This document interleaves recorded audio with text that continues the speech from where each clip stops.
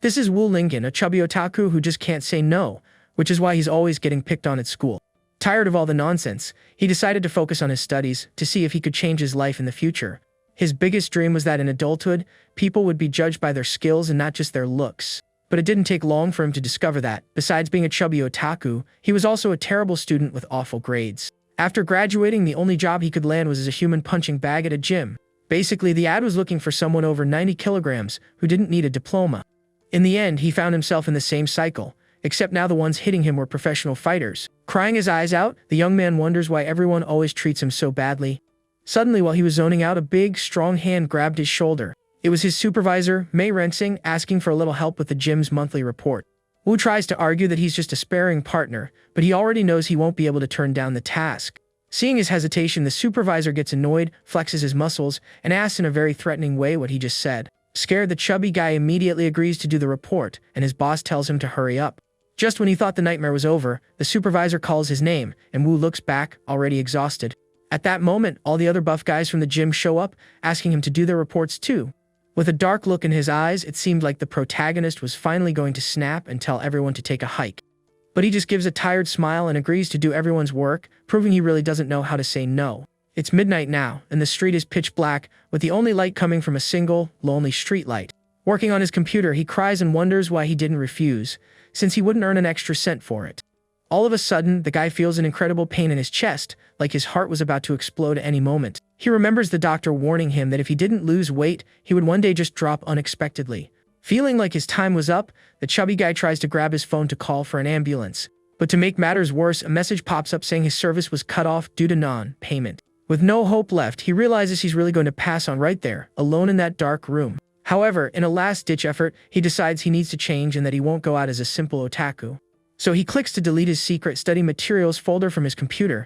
Satisfied with his final act of dignity, he smiles and rests his head on the desk, feeling like he can finally go in peace. His last thought is a wish that, in his next life, he won't be an otaku anymore.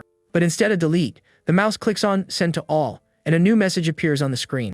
Elsewhere, his supervisor is surprised that Xiao Wu's report was finished so quickly. Curious, he opens the folder he received to see what the kid had sent him. Suddenly, a very suspicious video starts playing in the middle of the meeting, and everyone panics. The protagonist's eyes widen in pure shock at the colossal blunder he just made. Inexplicably, he now sees himself as a baby and wonders if he really did restart his life. 20,000 years later, the story takes us to the continent of Kyushu in a place called Dongzhou. A beautiful fox girl hugs a young man from behind and affectionately calls him Brother Lingon. Her name is Tushan Xiaoyu, and she asks why he's still on the mountain when they had promised to explore the world. The man, who has trained for 20,000 years, simply lifts the entire mountain with just one arm. He introduces himself as Wu Lingon, an ordinary person with just a little extra strength, and says he would cause trouble. The girl is shocked and screams, wondering how on earth an ordinary person could lift an entire mountain. He confirms that he was indeed reincarnated and spent the last 20,000 years training on that very mountain. He then explains that he came into the world as the young master of a demonic sect that went bankrupt. To avoid being hunted, he hid in the mountains and tells the girl that his training is finally over. The young man thanks the little fox for her company, saying that without her, he would have gone crazy from boredom. Because of the lessons from his past life, he became super disciplined and trained every single day for 20,000 years. However, after training for so long, he realized something very important about himself. Suddenly, a giant snake appears in front of them and stares at them with red eyes, full of hunger. He realized he was a Wu Lingon, in other words, someone with no spiritual root for cultivation. The snake then lunges to attack them, and he says that besides his highly trained physique, he has nothing else. Even so, he isn't fazed and prepares to face the creature with just his fists. With a single punch, he hits the monster square on and sends it flying with incredible force. The impact is so powerful that the snake's body smashes through an entire rock wall upon impact. Wu Lingon himself is surprised by the result, showing that he has no idea of his own strength. With a smile, he suggests to the girl that they have snake meat for dinner tonight. The girl eagerly agrees, and the two of them get ready to enjoy the unexpected meal. Xiao Yu thinks that, as expected, her brother Lingon took down a flood dragon with a single punch. As he prepares the meat, an angry voice shouts, calling the young man a bold thief. A man floating on a sword accuses the pair of stealing the dragon he was just about to defeat. He introduces himself as Xiao Chunhuo and accuses them of being from the demonic sect because of this shameful act. The protagonist just looks at the guy with a bored expression, not caring at all about the accusations. In a panic, the young man denies everything and wonders how the man discovered the truth about them. Right after, he throws himself on the ground and apologizes, saying it wasn't his intention to take the creature. The instructor glares at them with contempt and identifies them as a fox demon and a human with no power. Realizing that talking would be pointless, the man decides it's time to stop wasting time on them. Without hesitation, he charges forward with his sword, using a powerful technique to finish the duo off at once. To the instructor's surprise, the protagonist simply catches the flying sword with his bare hands. The man falls to the ground in complete shock and points at the young man, unable to believe what just happened. With wide eyes, he can't understand how an ordinary boy managed to catch his flying sword. Wu Lingen apologizes for taking his weapon, but says he had no choice since the man was about to take him out. Furious at his audacity, the instructor summons dozens of flying swords and sends them after them. The young master calmly faces the shower of blades and prepares for the attack coming his way. Using incredible speed, he moves across the battlefield and manages to catch all the swords in mid-air. He then appears holding the weapons and says he caught them on instinct, while Xiaoyu looks at him with an adoring gaze. The instructor is frozen in shock and stares at the young man with an expression of pure disbelief. Seeing he didn't stand a chance, the man turns and runs desperately into the forest. A moment later, he returns with a sheepish grin and says it was all just a big misunderstanding. He politely asks the young master to return his swords and promises to leave as soon as he gets them. However, as the young man prepares to toss the weapons, the instructor readies a cowardly attack from behind. With a wicked smile on his face, he fires a powerful blast of fire toward the protagonist. The attack tears through the forest, destroying everything in its path with impressive force. Wu Lingen agrees to return the weapons and throws them back to the instructor as promised. With his body completely scorched, the man can't believe his attack didn't work on him. The fire blast simply dissipated around the young man's body without leaving a single scratch. Not caring about the man, Wu calls the girl and says they need to go back and cook. Before they leave, the fox approaches the instructor and calls him over for a serious talk. With a scary look, she threatens him and says she doesn't want to hear a word about what happened there. Terrified, the man repeatedly agrees with the girl while trembling in fear, sweat dripping down his face. Wu calls for Xiaoyu to leave, and she runs to catch up with him with a smile and hearts floating in the air. The instructor watches the pair walk away, with him carrying the giant snake's body with a single hand. Kneeling on the ground, he wonders who those mysterious people are and where they came from. Then, with a wicked smile, he thinks that they can be happy for now, but it won't last long. He promises to tell the old ancestor of the academy everything and make sure those cultivators pay for what they did. Meanwhile, the girl comments that he defeated cultivators and still insists on saying he's an ordinary person. The young man replies that he would be no match for a real cultivator and that the man was just messing with them. He says that because he's an ordinary person with no spiritual roots, he needs to train his body even more. Then, as he walks, he wraps the snake's tail around his body as if it were just another exercise. Xiaoyu thinks that even though he's so naive, he's very cute when he acts in this clumsy way. The scene changes to a mountainous landscape, showing the path the couple is taking. They arrive at a dark cave, and Wu Lingen announces that he's coming in, carrying the food. At the cave entrance, a sign already warned of the demonic presence and the 10 unforgivable crimes. Inside the cave, an imposing man shouts, asking who dares to enter the sect's territory. With an innocent smile, the protagonist replies that he brought snake meat for their dinner. The man's expression completely changes, and he says that little Lingen has finally come to visit them. Behind the bars, everyone gets excited and asks him to pass the meat as they are starving. The young man explains that they may not look like good people, but they are uncles who care a lot about him. Suddenly, one of the men who seems to be the leader gets angry and complains about something important. He is Wu Di Lingen's father, and he scolds his son for not visiting him in the last 3 hours. The young man explains that he was delayed by hunting and cooking, and comments that his father loves to throw tantrums.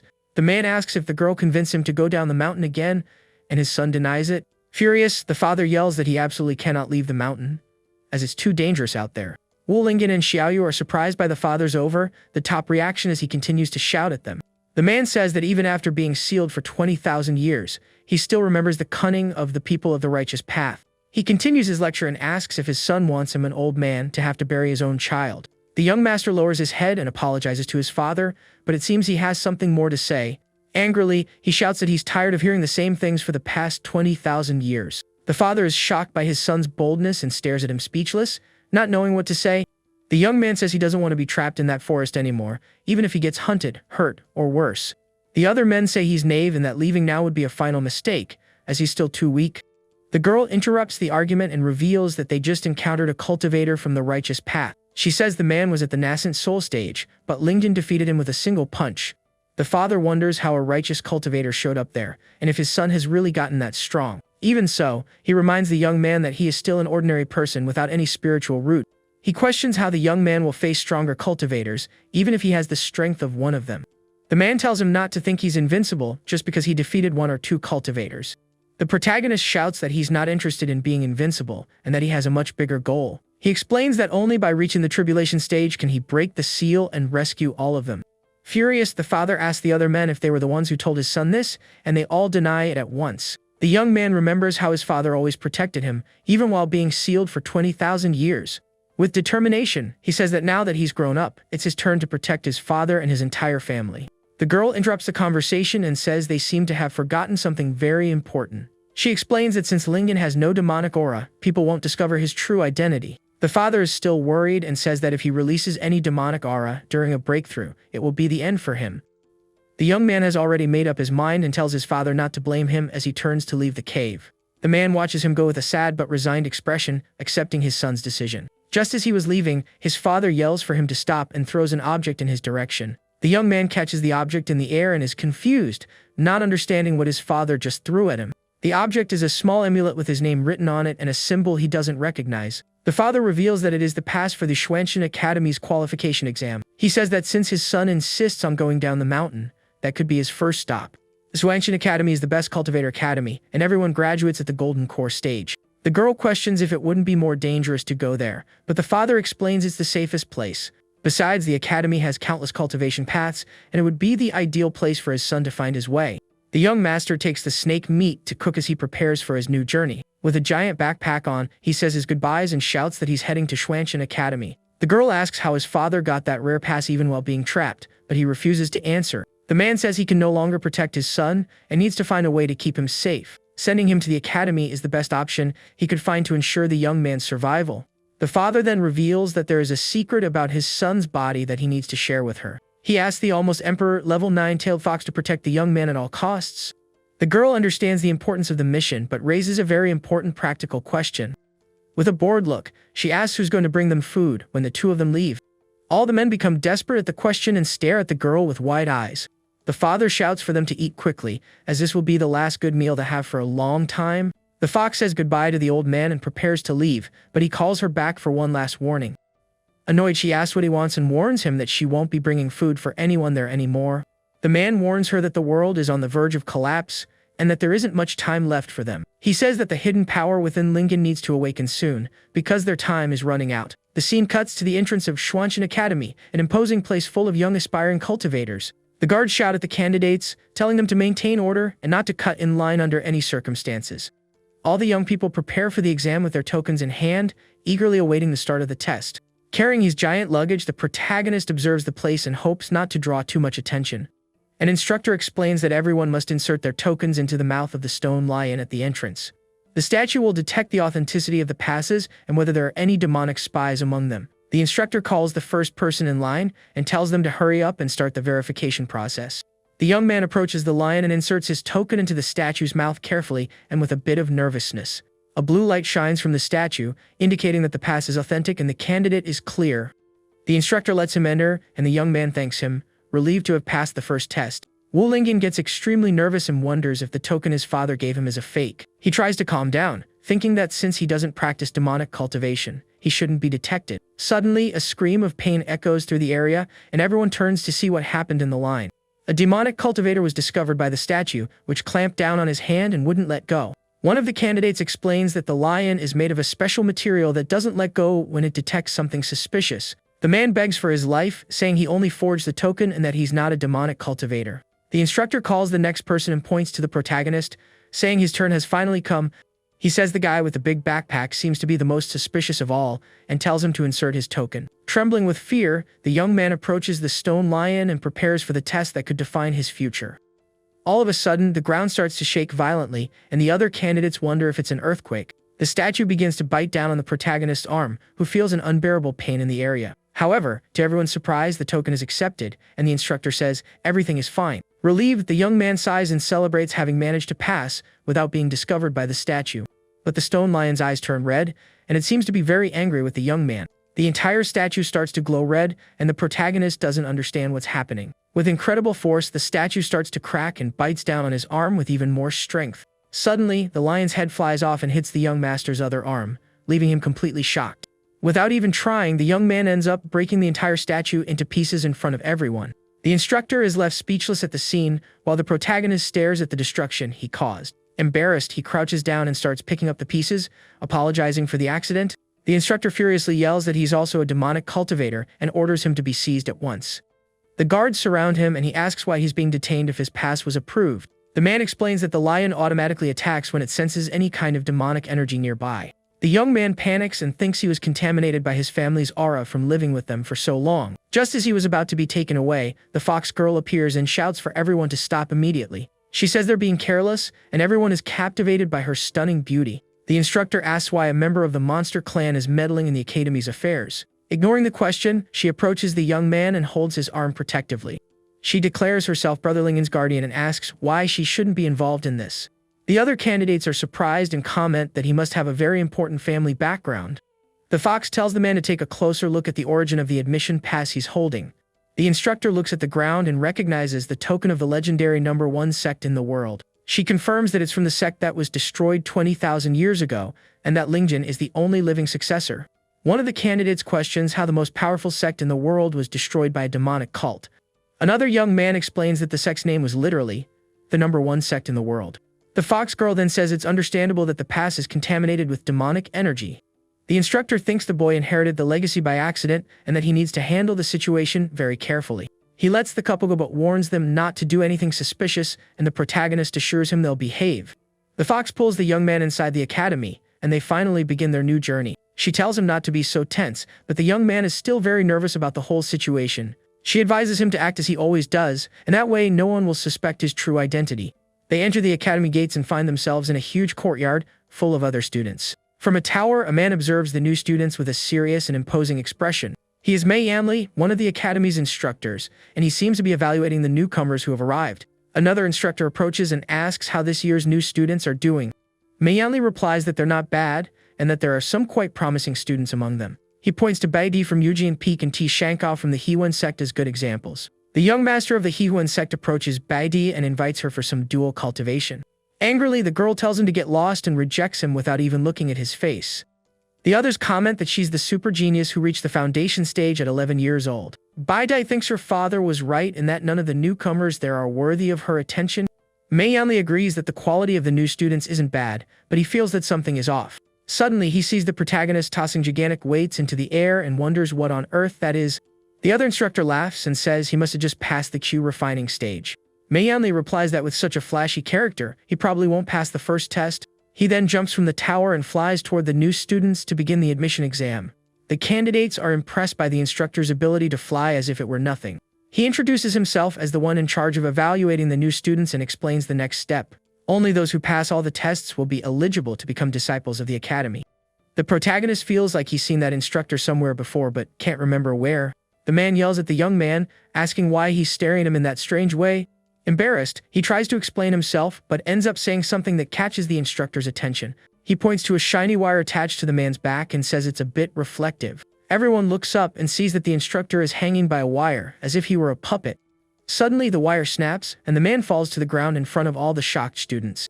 He approaches the young man and says he's looking forward to seeing his results in the upcoming test. The wire then pulls him back into the air, and the instructor becomes furious with the embarrassing situation. He yells at his assistant for not stopping in the right place and threatens him with a deadly glare. The white-haired girl wonders how an academy instructor can't even fly properly. The other instructor thinks the young man is in trouble for having offended such a petty man. Suddenly, the instructor rips his shirt off and shows off his muscular physique to all the students. He says that was just to lighten the mood, and that now he'll start the first round of the test. The young master wonders if the instructor is crazy and if he needs to rip his shirt to start the test. One of the students recognizes the instructor's aura and muscles and is shocked by the discovery. He reveals that it's the legendary Sacred Punching Bag Bodhi, an extremely rare ability. This ability absorbs enemy attacks and converts the energy for the user's own use. In other words, he's practically immune to attacks from people of the same level or lower. The protagonist is horrified at the thought that you have to enjoy getting hit to become strong. The instructor explains that each of them will punch him, and he will judge their potential. He glares at the young man and says that since the test is under his control, he will ensure he fails. The man points to the young master and says he will be the first to participate in the test. The protagonist approaches and tells the instructor to get ready because he's very strong. The man laughs and says that not even a nascent soul cultivator could hurt him. He continues to mock the young man and says there's no way a rookie like him could injure him. But before he could finish his sentence, the protagonist hits him with a devastating punch. The impact is so strong that the instructor flies far away and destroys part of the academy with his body. All the other candidates are shocked and stare at the scene with their eyes wide open. The other instructor is also speechless upon seeing the destruction caused by the young man's punch. The young master looks through the hole in the wall and sees the mess he just caused. With a pale face and breaking into a cold sweat, he realizes he overdid it with the force and that it's all over for him now. He finds the instructor lying in the rubble, completely knocked out and defeated. The man is unconscious and foaming at the mouth, showing the force of the blow he received. Without caring about the destruction, the protagonist turns around and asks if this means he passed. The other students are terrified by the scene and back away from the young man, afraid of his strength. The fox jumps from rooftop to rooftop to get closer and observe the chaos up close. With a proud smile, she thinks it was expected that her brother would attract attention right from the start. The other candidates wonder how the instructor was defeated if he was supposedly immune to attacks. The white-haired girl realizes she's not the only one hiding her true strength there. The colorful instructor approaches his fallen colleague and seems impressed by what happened. He says the power of the young man's punch was almost at the final level of the nascent soul stage. Suddenly, the fallen man starts to get up, and his eyes open with renewed fury. He quickly gets to his feet and glares at the protagonist with a look of pure anger and determination. Running towards the young man, he grabs him and starts yelling at him for attacking him. He complains that the young man attacked him when he wasn't ready and, on top of that, hit his face instead of his stomach. The chubby guy realizes the instructor wasn't prepared, and that's why he couldn't withstand the punch. The man says the previous test doesn't count and that he will disqualify him if he uses tricks again. He then activates his special ability, the immovable sacred punching bag Bodhi. The other young man explains that this is the ultimate defense, which converts all power into pure defense. The instructor says he uses this technique in final tests, and that not even with all the strength in the world would he be moved. The protagonist then hits him with another powerful punch, right in the middle of the man's chest. The blow sinks into the instructor's chest, but he doesn't move a single centimeter from where he stands. The other students are impressed and comment that he really didn't move at all. However, the other instructor realizes that something is very wrong with the scene and becomes suspicious. The colorful instructor reveals that his colleague actually passed out standing up from the pain of the blow. To avoid more trouble, he announces that everyone has passed the first round of the exam. The students celebrate their approval while wondering what realm the protagonist is really in. The white-haired young man approaches and says he didn't expect to find another strong person there. He introduces himself as Zhao Mei from the Hewan sect and says his hobby is dual cultivation. He reluctantly accepts the protagonist as his brother, and the young man wonders if he wants something more. The chubby guy from the Tianji sect approaches and asks to be accepted as a younger brother too. He offers to provide accurate information in exchange for the protection of the two strong young men. The boy says he collects information but has no data on the mysterious protagonist. With a friendly smile, he asks which sector school the young master is part of. The protagonist gets nervous and stammers, saying he's a lone cultivator with no affiliation. Suddenly, the white-haired girl approaches, and everyone makes way for the goddess to pass. She says he loves to be the center of attention, and that she will show him the difference between him and a true genius. After challenging him, she turns and walks away, leaving the young man completely confused by the situation. A hooded young man watches the scene from afar with a mysterious and enigmatic look. The colorful instructor shouts not to celebrate too soon, as the next test is about to begin. He presses a red button on a remote control, and something unexpected happens to everyone. The floor beneath their feet opens up, and they fall into a dark, gridded room just below. The candidates wonder what is happening and feel the floor tremble violently. They hold on to each other to keep from falling as the entire room starts to shake. Outside the room is revealed to be a giant metal cube floating in the middle of the academy. Inside the cube, mechanical statues with red eyes prepare to attack the candidates. Robots with armor and pointed helmets line up, ready to begin the next test. The students are surrounded by the gigantic machines, with nowhere to run or hide. The colorful instructor introduces himself as Huang Luhong and says he will be the examiner for the second round. He reveals that all the puppet mechanisms were created by his Jiqiao pavilion. During the test, the machines will attack continuously with weapons hidden in their bodies. The test will last for the time it takes for an incense stick to burn, and the longer they last, the higher their score will be. He lights the incense stick on the unconscious instructor and says it's not good for the weak to pass by pure luck. The protagonist faces the robots as the instructor explains that the weapons are all real. The robots' eyes glow with a blue light, and they prepare to fire at the students. With a wicked smile, the instructor welcomes them to the candidate's graveyard and starts the test. The robots fire beams of light, and the students run desperately to dodge the attacks. The machines shoot lasers from their mouths, creating total chaos inside the test room. Many candidates are hit and give up on the test, while others fight to survive. The instructor watches the scene and comments that the guy from the Hewan sect isn't doing too badly. The white-haired young man uses a special technique to protect himself from attacks coming from behind. He boasts that with his technique, no one can attack him from behind by surprise. But suddenly, a beam hits him square in the chest, and he's shocked by the frontal attack. The instructor pretends he didn't say anything and looks away, embarrassed by his previous comment. The colorful instructor is shocked to see the strength of another promising candidate among the newcomers. The white-haired girl proves to be surprisingly strong, dodging attacks with great agility. She is surprised to see that the protagonist is standing still in the middle of the battlefield without moving. He simply breaks the floor beneath his feet and crouches down to avoid being hit by the beams. With a relieved sigh, he thinks that this way he won't be hit by the robot's attacks. The instructor yells at him and says the test is about speed, not about hiding like a coward. He threatens to disqualify the young man if he breaks any more of his precious robots again. The white-haired girl says she will get the young man out of there and prepares to intervene. But the other instructor grabs the remote control and says she doesn't need to waste her time on the boy. He lights a cigarette and says he's going to let the young man feel the true power of his puppets. With a wicked smile, he presses the button and activates the battle robot's most powerful mode. The machines start to tremble and dismantle in front of all the frightened candidates. The parts of the robots begin to join together and transform into an even larger machine. An intense light shines as the fusion occurs, and a new giant robot emerges on the field. The protagonist is shocked and wonders if those are the Transformers he knew. The chubby guy shouts that it's a Yuanrong fusion and that the robots are now much stronger. He also reveals that the puppets' weapons are coated with a deadly and dangerous poison. The boy says he only noticed the poison because he's feeling very dizzy and about to pass out. The instructor says this isn't a lesson and that they are taking the test too far. The other man asks if he doesn't want the arrogant boy to pass the test, and he agrees. The giant robot fires a volley of shots, and the protagonist moves quickly to dodge. He dodges the attacks with surprising agility and leaves the other candidates behind. The young man looks back and realizes that the others are being hit by the attacks he dodged. He feels guilty for dragging them into the mess and apologizes for his mistake. The instructor threatens to send more robots after him, but the young man seems to have a plan in mind. He is surrounded by the giant machines and prepares for the robot's final attack. With an aura of energy around him, he faces the machines with determination and courage. The instructors warn him that if he damages any more robots, he will be disqualified immediately. The other students realize that all the robots are focused on him and feel relieved. The white-haired girl thinks he's in trouble and that her father was right about him. The protagonist stands still in the middle of the robots and seems to be concentrating for an attack. He tells himself that this is the only way to resolve the situation and prepares to act. With a powerful leap, he launches himself into the air and flies toward the giant robot. He lands a devastating blow on the robot's head and completely destroys it with his strength. The instructors are shocked and wonder how he managed to fly like that. The other candidates also don't understand and wonder what realm he is currently in. The chubby guy explains that he's not using spiritual aura to fly, but something else.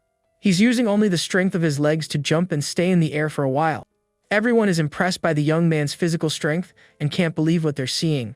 The instructor says that no matter how strong he is, there's a limit, and he won't stay in the air for long. He orders the robots to attack the spot where the young man will land to catch him by surprise. The protagonist senses the danger and wonders what to do, since he can't destroy the robots. He then gets an idea and uses one of the robots as a footstool to launch himself elsewhere. With a quick movement, he steps on the spears and changes direction in mid-air to escape the attack. He lands in front of the white-haired girl, who stares at him with a surprised expression.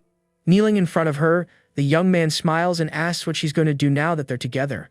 The girl blushes and wonders if he's the type of creep her father warned her to be careful of. Suddenly, he hides behind her and uses her as a human shield against the robot's attacks. The girl's swords block the beams, and she yells at him for using her as a shield. The young man apologizes and says it was the only way he could think of to survive. Furious, she attacks him with her sword, but he manages to dodge the blow with a quick move. She says she'll finish him off first and glares at him with a look of pure anger and determination. Suddenly, the protagonist yells for her to stop and points to the flames coming their way. The other students watch the scene and comment that Boss Lincoln keeps dodging the attacks. The instructor laughs and says that now he has nowhere to escape with so many attacks coming from all sides. The two instructors watch the scene from afar, waiting to see how the young man will get out of this. Suddenly, the incense stick that was in the instructor's mouth falls, and an idea pops into someone's mind. The colorful instructor has a plan and glares at the protagonist with a look of pure malice. The white-haired girl wonders if he has given up, but the young man seems to have another idea in mind. He turns to her with a smile and seems to have a plan to escape the situation. He starts to take a deep breath and concentrate a large amount of energy in his body. The instructors wonder what he's doing taking deep breaths when he's about to be done for. Suddenly, he blows with all his might and creates a powerful gust of wind that hits everyone in the room. The other candidates are swept away by the wind and struggle not to be thrown far away. The instructor thinks it's just a bluff, and that he won't be able to do anything against them.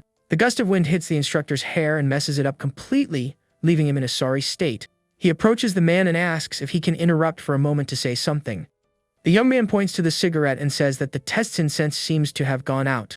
The colorful instructor realizes that the blowing accelerated the burning of the incense and is completely shocked. The chubby guy says that Boss Lingen has a deeper purpose with his mysterious actions. He says the young man is trying to get benefits for all the other candidates in the room. The white-haired girl blushes and gets angry at the embarrassing situation he caused. She yells that this isn't over and runs away, embarrassed by the scene she witnessed. The protagonist wonders what he did wrong for her to react in such a strange way. The other students are injured but grateful for the young man's help during that difficult test. The colorful instructor smiles and says it's been many years since he's met such an interesting freshman. Suddenly, the academy's dean appears and says that this year's assessment is very lively. The students are shocked by the presence of the academy's headmaster and can't believe what they're seeing. They comment that he doesn't look very trustworthy and that his wig is about to fall off his head. The chubby guy reveals that he is the legendary Red Flame Shura, Yutiansing, a much-feared man. The other students are confused by the revelation and don't understand the story behind the dean. They wonder why his red hair is fake if he's such a legendary and feared figure. The dean approaches the protagonist and asks for his name to know who the talented young man is. From the rooftop, the fox girl watches the scene with concern and apprehension for the young man. She wonders why the headmaster suddenly appeared and how she's going to fix the situation now. She uses telepathy to speak to the young man, and he hears her voice in his mind completely confused. The girl warns him that he knocked off the headmaster's wig and needs to put it back on as quickly as possible. The instructor approaches the headmaster and tries to calm the situation, asking him to be magnanimous. He says that if the instructor were as strong as the headmaster, there would be no problem with the young man. The protagonist runs toward the headmaster with impressive speed and catches the wig in mid-air. He places it back on the headmaster's head, and the man is shocked by the young man's speed. The headmaster can hardly believe what happened and thinks he wouldn't have noticed if it weren't for his sharp eyes. The young master smiles and says he picked up what he dropped, that there's no need to thank him. The instructor is shocked to see that the protagonist put the wig back on backward. The dean ends up with a flag stuck in his head and seems to be seriously injured. The fox girl desperately yells for him to distinguish between the wig and the hidden weapons. The instructor grabs the young man and accuses him of attacking the headmaster, but he says he must have been mistaken. The dean says that small things like that can't hurt him, but he seems to be in a lot of pain. The instructor points out that his blood is dripping, but he says it's part of the test. The protagonist praises the headmaster for not being fazed, but the fox knows he's just pretending. The headmaster tries to pull the weapon from his head but ends up causing himself more serious injuries. Blood gushes everywhere, and the protagonist is shocked by the grotesque scene. He then faints and falls face first onto the ground in front of all the students, who are frightened by the scene. The instructor runs to help the headmaster and holds him in his arms, desperate about the situation. The students comment that he seems like an old man who only knows how to talk a lot but has no real power. The colorful instructor announces that everyone has passed the second round and that the next test will be tomorrow. He orders the headmaster be taken to the alchemy hall for urgent medical treatment. The students wonder if they really passed the assessment and feel that something is wrong. One of them says it feels like they forgot something important but can't remember what it is. Suddenly, the robots start attacking again, and one of the students shouts for Master Huang to turn them off.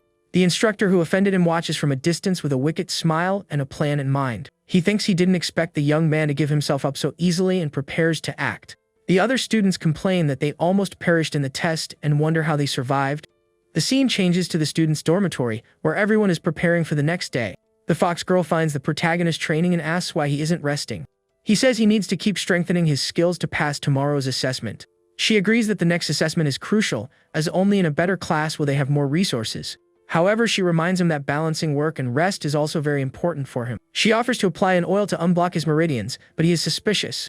The girl thinks that Lingen is the most ambitious of all, but he seems uncomfortable with her. He warns her to be careful, and she takes the chance to hug him tightly and get closer. With a victorious smile, she thinks her plan has finally worked, and that she got what she wanted. Outside, the white-haired girl is getting ready for bed but hears something strange. She is furious with the protagonist and promises he will pay for what he did to her. She hears a noise coming from the young man's room and approaches to investigate what is happening. Curious, she wonders what that sound is and gets closer to the window to peek inside. She looks through the window and is shocked by the scene unfolding inside the room. She sees the shadows of the protagonist and the fox girl in a compromising position and gets scared. Inside the room, the young man is jumping rope with a heavy iron chain and says he forgot it. The girl says she spilled the wine for external injuries and gets ready to clean up the mess. She grabs a cloth and bends down to wipe the spilled liquid from the room's floor. Suddenly, she steps on the liquid and slips, falling to the ground in a clumsy and funny way. Outside, the white-haired girl thinks she needs to save the other girl from the situation. She sees the fox's shadow approaching the window and thinks it's too late to save her. She covers her eyes with her hands and blushes at the scene she imagines is happening there. The protagonist asks if she's okay, and she replies that she just fell on the floor by accident. She says her clothes got dirty and stands up, showing the damage the wine did. The young man blushes at the scene and turns away so as not to look at the girl in that situation. He offers to find clean clothes for her, and the girl thanks him for his consideration. Suddenly, the room door is kicked open with a strong kick, and someone enters furiously. The white-haired girl bursts into the room and accuses him of being a murderous demon, telling him to surrender. She sees the scene of the shirtless young man and the fox girl with torn clothes and is completely shocked. She accuses him of defiling the girl's body, and the fox wonders how she became a corpse. The protagonist is confused by the accusation of being a murderous demon and understands nothing. He panics and thinks she has discovered his true identity as a member of the sect. She says he doesn't need to say another word and prepares to attack the young man with her sword. The girl uses her Lingxiao sword technique and creates an aura of energy around herself. She launches an attack of 10,000 swords toward the protagonist with all her strength. The young man says he has no choice and that he will have to offend her to defend himself from the attack. He moves with incredible speed and dodges all the attacks with ease. The girl is shocked by his speed and can't believe what she's seeing. She says that's not all she's got and prepares to use an even more powerful technique. With a battle cry, she launches her sky-piercing sword strike in his direction. Her eyes glow with a blue light as she concentrates all her energy on the attack. The energy blast flies toward the young man, and he prepares to receive it head-on. He hits the blast with a powerful punch and completely destroys it with his brute force. The girl is horrified to see that he broke her sword Q with his own body. Suddenly, she feels something behind her and turns to see what is happening there. The protagonist appears behind her and hits her the blow that erases her recent memory. She falls to the ground unconscious, and the young man watches her, not knowing what to do with the situation. He apologizes and says he can't reveal his identity, so he had to do that. The technique he used infuses power into the palm and directs it to the enemy's brain. This alters the target's memory, leaving them completely dazed and without recent memories. The fox warns him to take her back to her room before someone finds them and they get into trouble. The young man carries her on his shoulders and takes her back to her dormitory as quickly as he can. He runs across the academy rooftops under the moonlight so as not to be seen by anyone there. He puts her down near what he thinks is her room and prepares to leave. Suddenly, she starts to wake up, and he panics, not knowing what to do with her. He hits her with another memory-erasing blow, but she keeps waking up, making him nervous. He thinks he was almost exposed and feels relieved to have managed to erase her memory. But then he realizes a much bigger problem and despairs at the situation he's gotten himself into. He has no idea where the girl lives and doesn't know how to get her back to her room. From a distance, the chubby guy watches the scene and wonders what the relationship between the two is. He opens the door to an empty room and puts her on the bed so she can rest. He notices the room is unoccupied and assumes she's probably staying there. The girl starts to wake up and wonders what's happening and where she is now. The protagonist hits her with one more memory-erasing blow and leaves her unconscious. He apologizes once again and says he can't let her discover his identity. The scene changes to the next morning, where everyone is preparing for the next test. The white-haired girl wakes up and doesn't remember anything that happened the night before. He worries because he's never used the technique 3 times in a row on the same person before.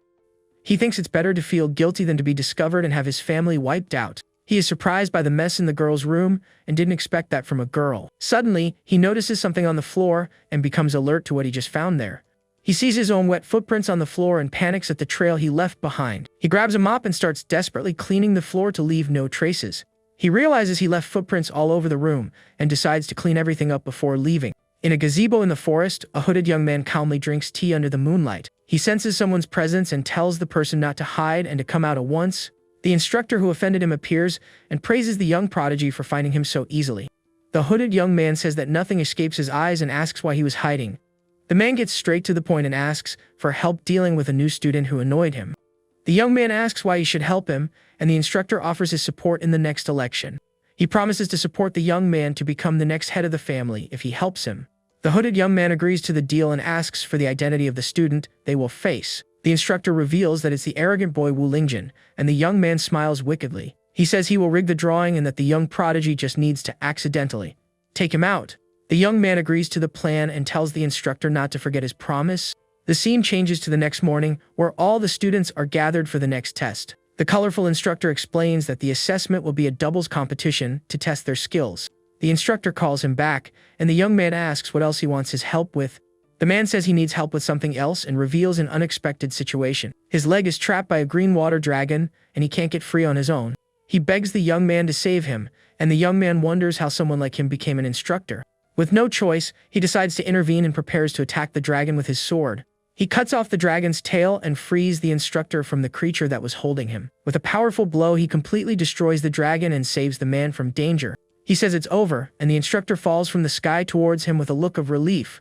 The young man catches him in his arms, and the man thanks him for his strength and courage. He asks the instructor to let him go, but the man seems to be enjoying the moment. The young man throws him into the water and walks away, leaving the instructor alone and wet in the lake. Elsewhere, the hooded young man finds a spirit and says that he has finally appeared. The spirit warns him that the protagonist is not as simple as he thinks and is very strong. He says that the power the young man showed is something he himself would have difficulty achieving. The young man says that no one in the world can defeat him, and the spirit seems to doubt his confidence. He reveals that he is a time traveler and therefore knows things that others do not. He says he was an ordinary student in another world before being reincarnated in that place. He was transported to the world of cultivation after being hit by a truck in an accident. He became a seemingly insignificant young master of the Xiao family and began his journey. The scene changes to the next day, where the students are preparing for the placement test. He trips and falls face first into ox manure and finds a mysterious ring inside. The ring contained the spirit of Master Dan, who helped him become stronger and more powerful. He believes that with his protagonist model, no one can stop him on his path. He says that the protagonist's destiny is to be defeated by him, even if they have no quarrel. Elsewhere, the young master sneezes out of nowhere and wonders why that happened. He doesn't give it much thought and decides to leave, since the room is clean and tidy. He leaves the room and closes the door carefully so as not to wake the sleeping girl. He says goodbye and leaves, leaving her alone in the room to rest in peace. The hooded young man returns to his room and finds the door open, which makes him suspicious. He enters the room and realizes someone has been there while he was out and wonders what it is. He approaches the bed and is shocked to find the white-haired girl sleeping there. He can't believe what he's seeing and wonders how a cultivator got into his room. He blushes and is embarrassed by the unexpected situation and doesn't know how to react. He watches her sleep and realizes she is the dream goddess of the younger generation. He remembers that it's not the time to fall in love and tries to focus on the current situation. The scene changes to the next day, where everyone is gathered for the placement test. The instructor announces that the test will be a doubles battle to assess combat skills. The protagonist joins the other students and prepares for the challenge ahead. The white-haired girl glares at him with a look of contempt and seems determined to defeat him. The hooded young man also watches him from a distance with a wicked smile and a plan in mind. He approaches a cabinet and takes a potion to help the girl recover. He thinks that a girl cleaning his room and lying on his bed can only mean one thing. With a confident look, he concludes that she must be in love with him and feels excited. He remembers reading comics in his past life and how the heroines always fall in love. He wonders if the white-haired girl is his destined heroine and approaches her. He realizes she hasn't woken up yet and wonders why she's taking so long. The spirit explains that her consciousness was damaged, which is why she can't wake up. The young man concludes that she spent too much energy cleaning his room, and that's why she passed out. He says he learned first aid in his past life and will help her recover. He kneels beside her and prepares to give her mouth-to-mouth resuscitation to wake her up. The girl starts to wake up and wonders what is happening and where she is. He leans in to kiss her, but she wakes up and sees him on top of her with a strange expression. Suddenly, the protagonist hears an explosion and turns to see what is happening. The girl kicks him away and yells for him to never let her see him again. He wonders why she attacked him if she clearly has feelings for him. He concludes that the women of that world are naturally reserved and that he was too fast. The spirit asks why he is so sure she likes him and not that she just went to the wrong room. With a confident smile, he says it's because he was born to be a successful protagonist. Outside, the girl wonders how she ended up in someone else's bed and feels confused. The scene changes to the next day, where the students are gathered for the placement test. She vaguely remembers confronting the protagonist, but the details are hazy. Suddenly, she remembers everything and realizes that he is a dangerous demonic cultivator. She accuses him of using bodies for cultivation and is horrified by her discovery. She thinks she didn't expect to stumble upon such a big secret and realizes the danger she's in. With a determined smile, she promises to find proof that he is a demonic cultivator. She shouts his name into the night and swears she will get revenge for what he did to her. The other students hear the shouts and wonder what happened between the two. The next day, everyone is gathered at the performance stage for the next test. They complain about the delay and wonder why no instructor has shown up yet. The protagonist is training with gigantic weights and says he needs to train even more. The fox calms him down and says that with his strength, he will definitely get into the top class. The white-haired girl glares at him angrily and calls him arrogant for showing off so much. The other students wonder why she seems so excited to see him and what happened. The chubby guy smiles and says that no one there knows the full story between the two. He says their relationship is deeper than they think and prepares to tell everything. But before he could speak, the hooded young man threatens him with a sword to his neck. He tells him not to slander the girl, and the chubby guy agrees, terrified by the threat. The young man throws him to the ground and walks away, leaving the chubby guy scared and confused. The others wonder why he got so angry and conclude that he must be a fan of hers. The young man thinks that she is his destined heroine and wouldn't get involved with a nobody. Suddenly, one of the instructors shouts for everyone to be quiet and pay attention. The students turn around and see the 3 instructors standing on the stage, ready to start the test. With a leap, they land on the stage and prepare to give instructions for the next phase. They announce that the 3rd assessment is about to begin, and all the students pay attention. The instructor explains that in this round, they will be tested in real combat with no restrictions. The dean with a new wig watches everything closely to personally evaluate the process. The protagonist notices the headmaster's new wig, and the fox tells him to be quiet to avoid trouble. The colorful instructor presses a button, and a strange machine appears in the middle of the stage. He explains that everyone must draw their combat numbers to determine the fight pairings. The students line up, and one by one, they put their hand inside the machine to get a number. The protagonist approaches and prepares to get his number and find out his opponent. He puts his hand inside the machine and feels something strange happen to the paper he picked. The instructor who hates him gives the signal to start, and a sharp blade comes out of the machine. The blade cuts the paper in his hand, and he realizes that something is very wrong with the drawing. He looks at the paper and sees that the number is completely destroyed and unreadable. He turns around and sees the instructor laughing with a wicked look, and realizes he was sabotaged. Suddenly, he feels something strange and turns to the machine to see what is happening. He looks at the paper in his hand and sees the number 38, and doesn't understand what it is. The instructor continues to laugh and seems satisfied with the result of his evil plan. The scene changes to the combat arena, where the protagonist prepares to face his opponent.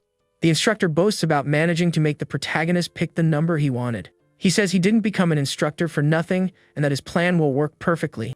The hooded young man says he is not in the same group as the protagonist, and the instructor laughs. He explains that the young man has some strength, but he didn't put him in the same group on purpose.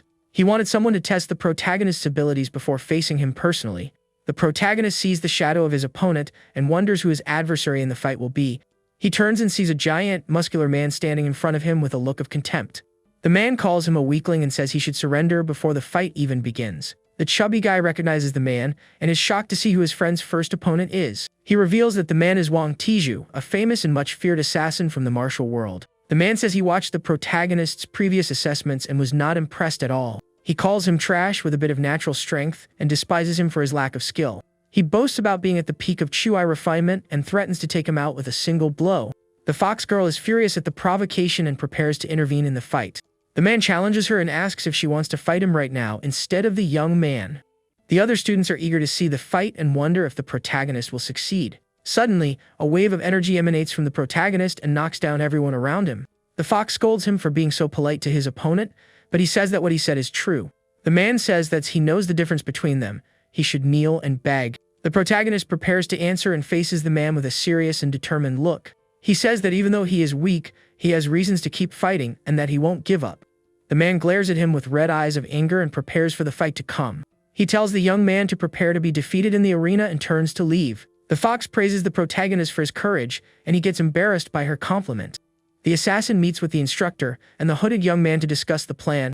He says that if he takes him out, he needs to be placed in the top class, and the instructor assures him he will. He promises he will make the boy understand how powerful he is and that he will defeat him. The instructor hopes the protagonist won't be eliminated in the first round and laughs wickedly. He announces that the drawing is over and calls the first freshman to the combat arena. The white-haired girl is the first to be called, and everyone is excited to see her fight. Her opponent is the white-haired young man, who invites her for dual cultivation again. The other students are furious at his audacity and shout for him to get off the stage. They throw food at him, but he dodges, and the attacks end up hitting the instructor. The man complains that he dodged, but the attacks hit him, and he becomes furious with the situation. The hooded young man watches the scene and promises he will remember the young man's name for coveting his woman. The instructor wonders how they got so close so quickly, and the young man says it's the protagonist's aura. The dean tells them to cut the act and announces the start of the first match of the tournament. The students prepare for the fight, and the instructor is covered in food and dirt.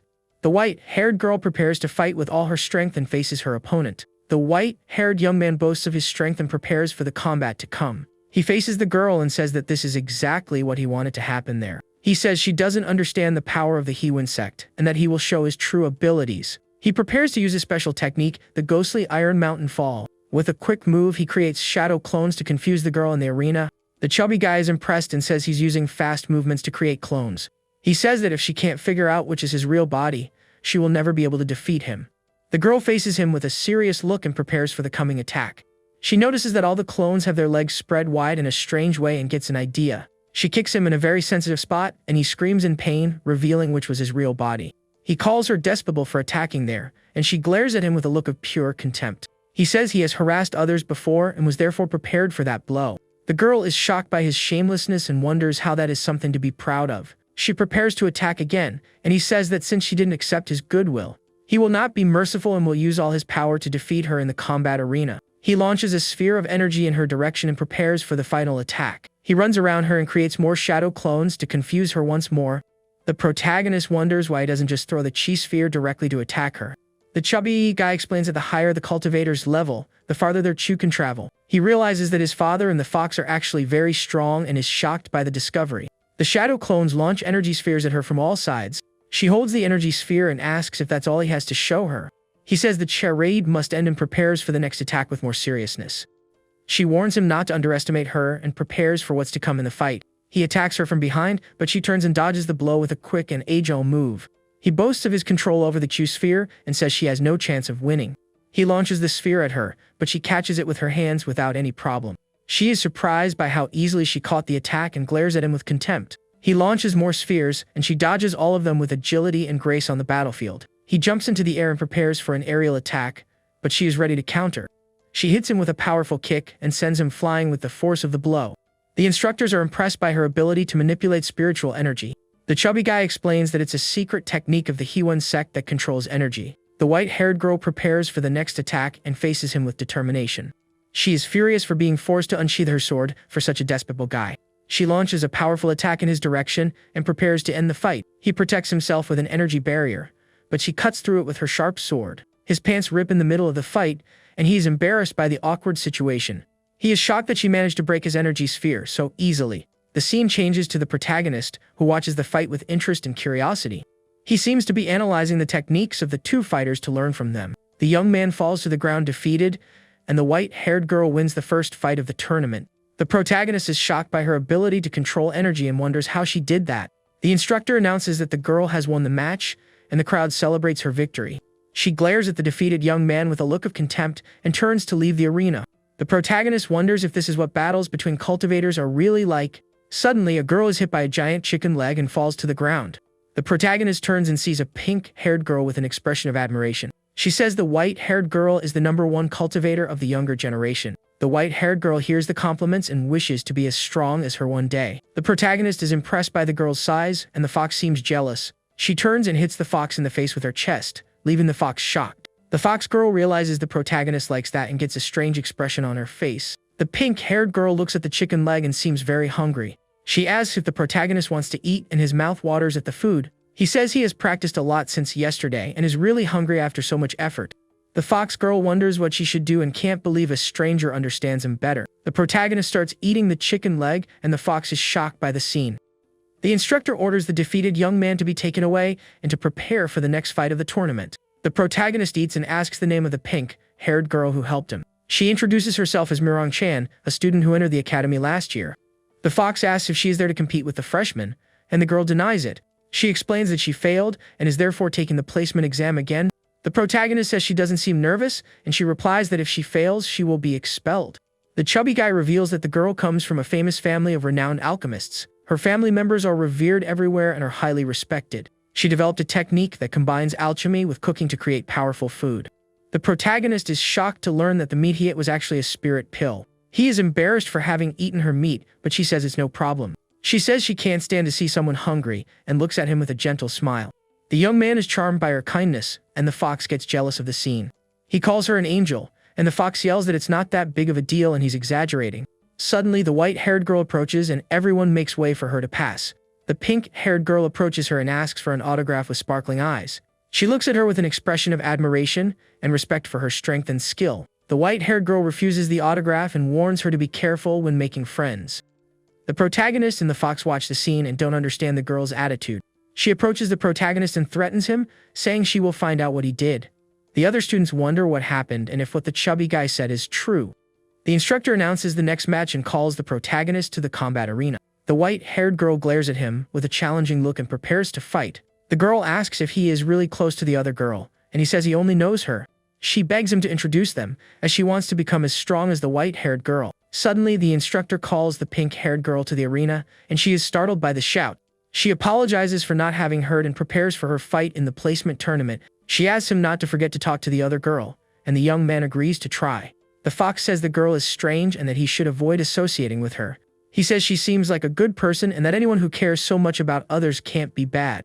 The instructor warns her that this is her last chance to pass, and she says she knows. She takes a deep breath and prepares for the fight that will decide her future at the academy. She says she needs to win at least one match to be able to repeat the year and not be expelled. She despairs at the thought of going back to where she came from and focuses on the fight. The instructor calls number 36 to the stage, and the hooded young man approaches.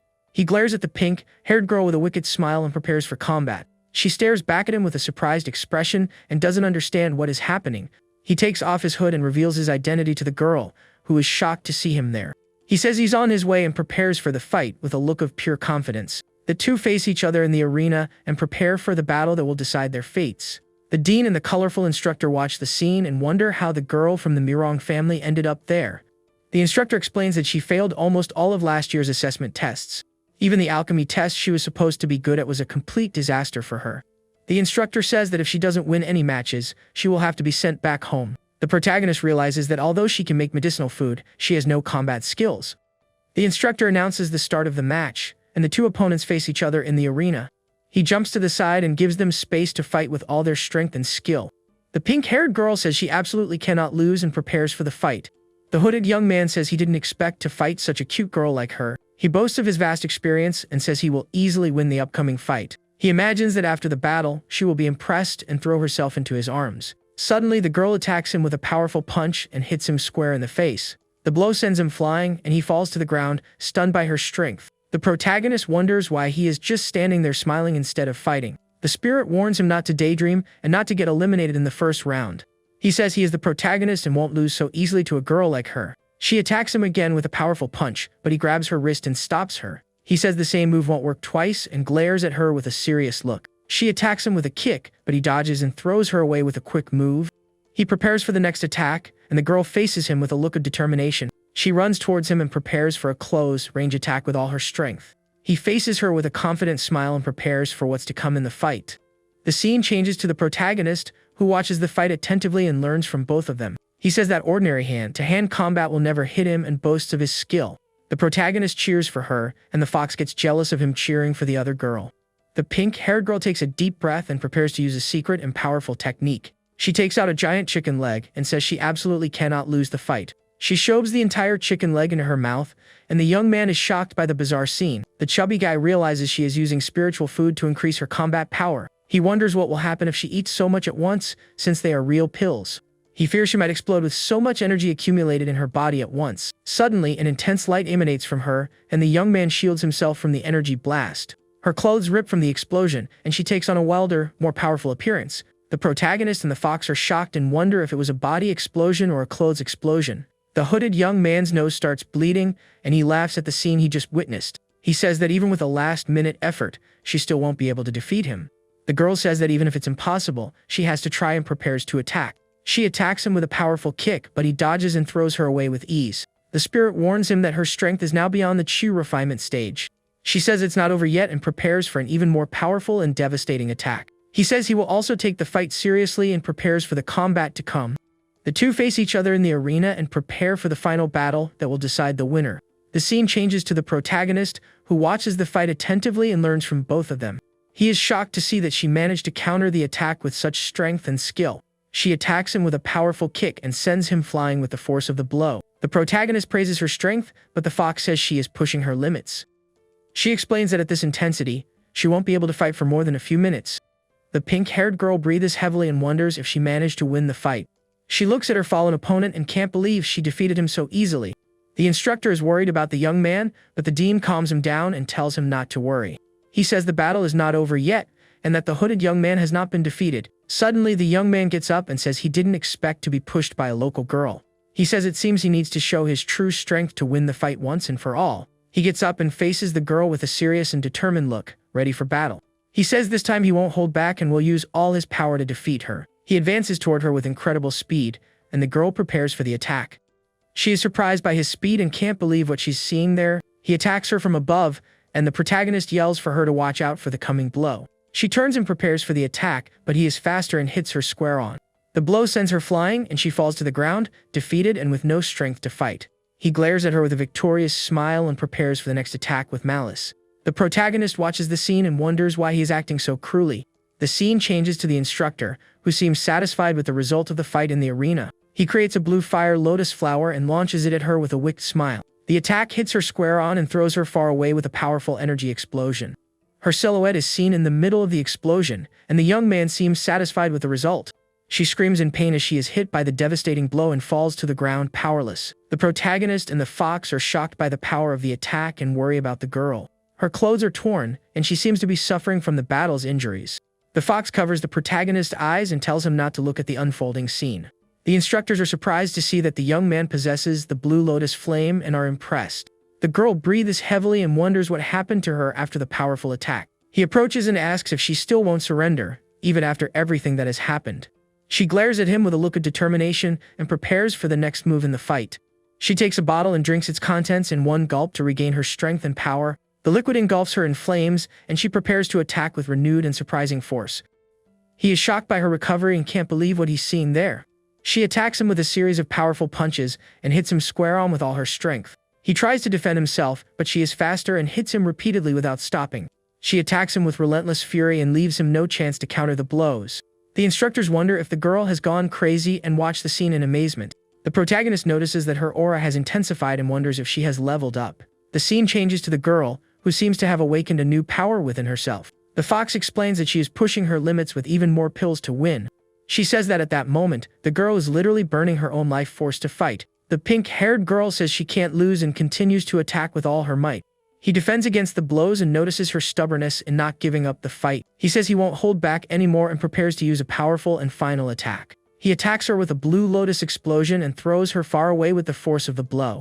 The explosion hits her square on, and she is thrown back with no chance to defend herself.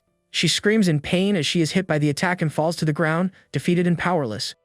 He prepares to attack again, but the instructor yells for him to stop the fight. He says the fight could end in tragedy and orders the combat to be stopped immediately. He attacks her with a blue lotus whirlwind and traps her in an energy vortex. The instructor shouts that the match is over, but he doesn't stop the attack and continues to fight. He says it's too late and that he won't stop until she surrenders and gives up the fight. The girl wonders if it's really over and prepares for the worst to come. Suddenly, she remembers her past and how she was scolded by her family. Her father accuses her of dishonoring the family by studying useless recipes instead of alchemy. She says her food also has the effects of pills and doesn't understand why she can't use it. Her father hits her and says that cooking is a disgrace to the Murong family name. He decides to send her to the academy, and if she doesn't learn, they will arrange a marriage for her. He calls her useless and kicks her out of the house, telling her never to see her again. She clenches her fist tightly and says she needs to prove that her food is as good as pills. She remembers her dream of changing people's perception of cooking and despairs. In the end, she wonders if anything can really change and if she will be able to prove her worth. Suddenly, the protagonist appears in front of her and protects her from the hooded young man's attack. He stops him from attacking and says she is a good person and he can't hurt her. He says that if he intends to hurt her, he will have to go through him first and challenges him. He tries to draw his weapon but can't and realizes the young man is really very strong. He says the protagonist is brave and glares at him with a look of contempt and admiration. The instructor interrupts the fight and tells everyone to leave the arena as the match is over. He announces that the winner of the match is the hooded young man, and the girl is devastated by the news. He glares at the protagonist with a victorious smile and boasts about his victory in the arena. He warns the young man to win the next match or he won't get the chance to face him.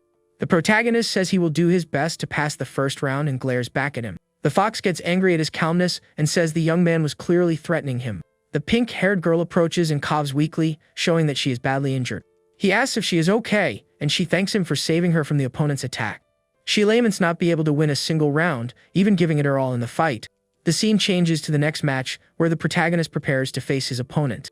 The white-haired girl glares at him with a look of contempt and seems determined to win. The hooded young man watches him from afar with a wicked smile and a plan in mind. She begins to cry desperately and feels humiliated for losing the fight. Suddenly, she starts to throw up, and the protagonist worries about her condition. He says she's fine, and the fox prepares to get healing pills to help her. She says she ate too much and ended up throwing up, but the fox complains that it looks like blood. The protagonist offers to help her rest, and she thanks him for his kindness. The instructor calls him and asks where he thinks he's going with the pink-haired girl. He says it's his turn to fight, and the protagonist prepares for the combat to come. He reveals that his opponent is the assassin Wang Tizu, and the man glares at the young man with contempt. He tells the fox to take the girl off the stage, and she reluctantly agrees. She wonders why she has to take care of that foolish woman and takes her to a safe place. The instructor tells the two to prepare for the fight, and the arena falls completely silent. The protagonist and his opponent face each other in the arena, ready for the final combat. The man taunts him and says he has given up his last chance to survive. The protagonist faces him in silence and prepares for the fight that is about to begin. The instructor announces the start of the match, and the assassin advances to attack the young man. He attacks him with his giant weapon, but the protagonist prepares to counter the blow. He says if that's how it is, he'll have to take him out, and glares at him with a look of pure malice. The girls worry about the protagonist and wonder if he will be okay in the fight. The fox tells them not to worry, as they don't understand her brother's strength and that no attack will take him down. The protagonist faces his opponent with confidence and prepares for the combat to come. The protagonist wonders what kind of move that is and looks at him with curiosity. The assassin takes a deep breath and prepares to use a secret and very powerful technique. He releases a dark energy aura and shouts with all his might in the combat arena. An explosion of golden light occurs, and the protagonist watches the scene with great attention. He stumps on the ground with force and prepares for the final attack with a look of pure determination. He reveals his secret technique, the Iron Pillar Dance, and strikes a completely bizarre pose. The protagonist's nose starts bleeding, and he is shocked by the scene he is witnessing. The other students are also disgusted and start to feel sick at the sight. The chubby guy says that's why no one who has seen him fight can stand up afterward. The colorful instructor says that using such a flashy move is a disgrace to the academy. The dean scolds him and says the visual effect is just a distraction for the real attack.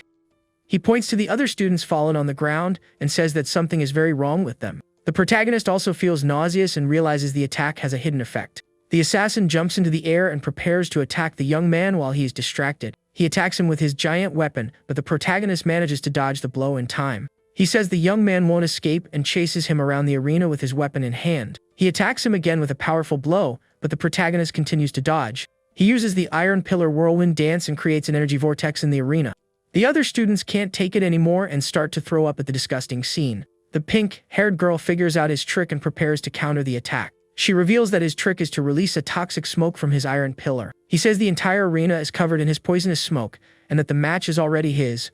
The protagonist covers his nose and mouth to avoid inhaling the poison and prepares to fight. The girls complain that using poison secretly is despicable, but he doesn't care at all. He says that on a stage of life or demise, all means are fair to win the fight. The instructor smiles and thinks that he is exactly the kind of assassin he hired. The hooded young man almost fell for the trick, but the instructor corrects him and says he actually did fall for it. The assassin attacks him with his giant weapon and tells him to perish in agony in the arena. The protagonist feels his body become paralyzed and his head ache from the effect of the poison. He wonders what is happening and realizes he is in a very dangerous situation. The man mocks him and says he can't even use 10% of his strength now. He says he will end his suffering quickly and glares at him with a cruel look. He attacks him with a powerful punch, but the protagonist manages to defend against the blow.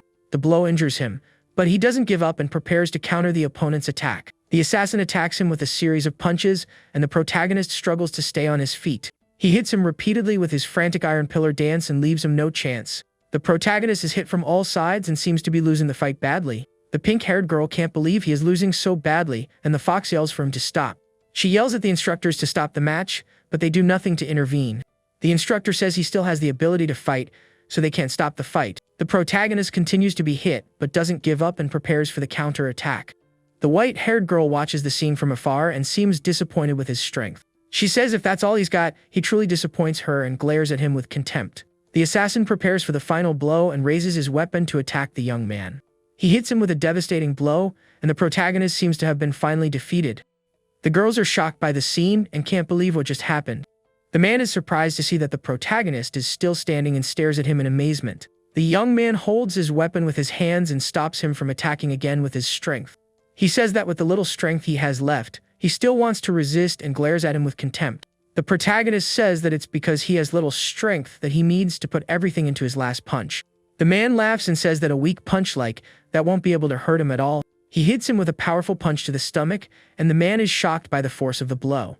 He can't believe that such a weak punch could cause so much damage to him. An energy explosion emanates from the protagonist and hits the assassin with all its force. The blow sends him flying and he falls to the ground, defeated and with no strength to fight. The girls and the chubby guy are shocked by the scene and can't believe the turn of events. The man gets up and faces the protagonist with a look of pure anger and determination.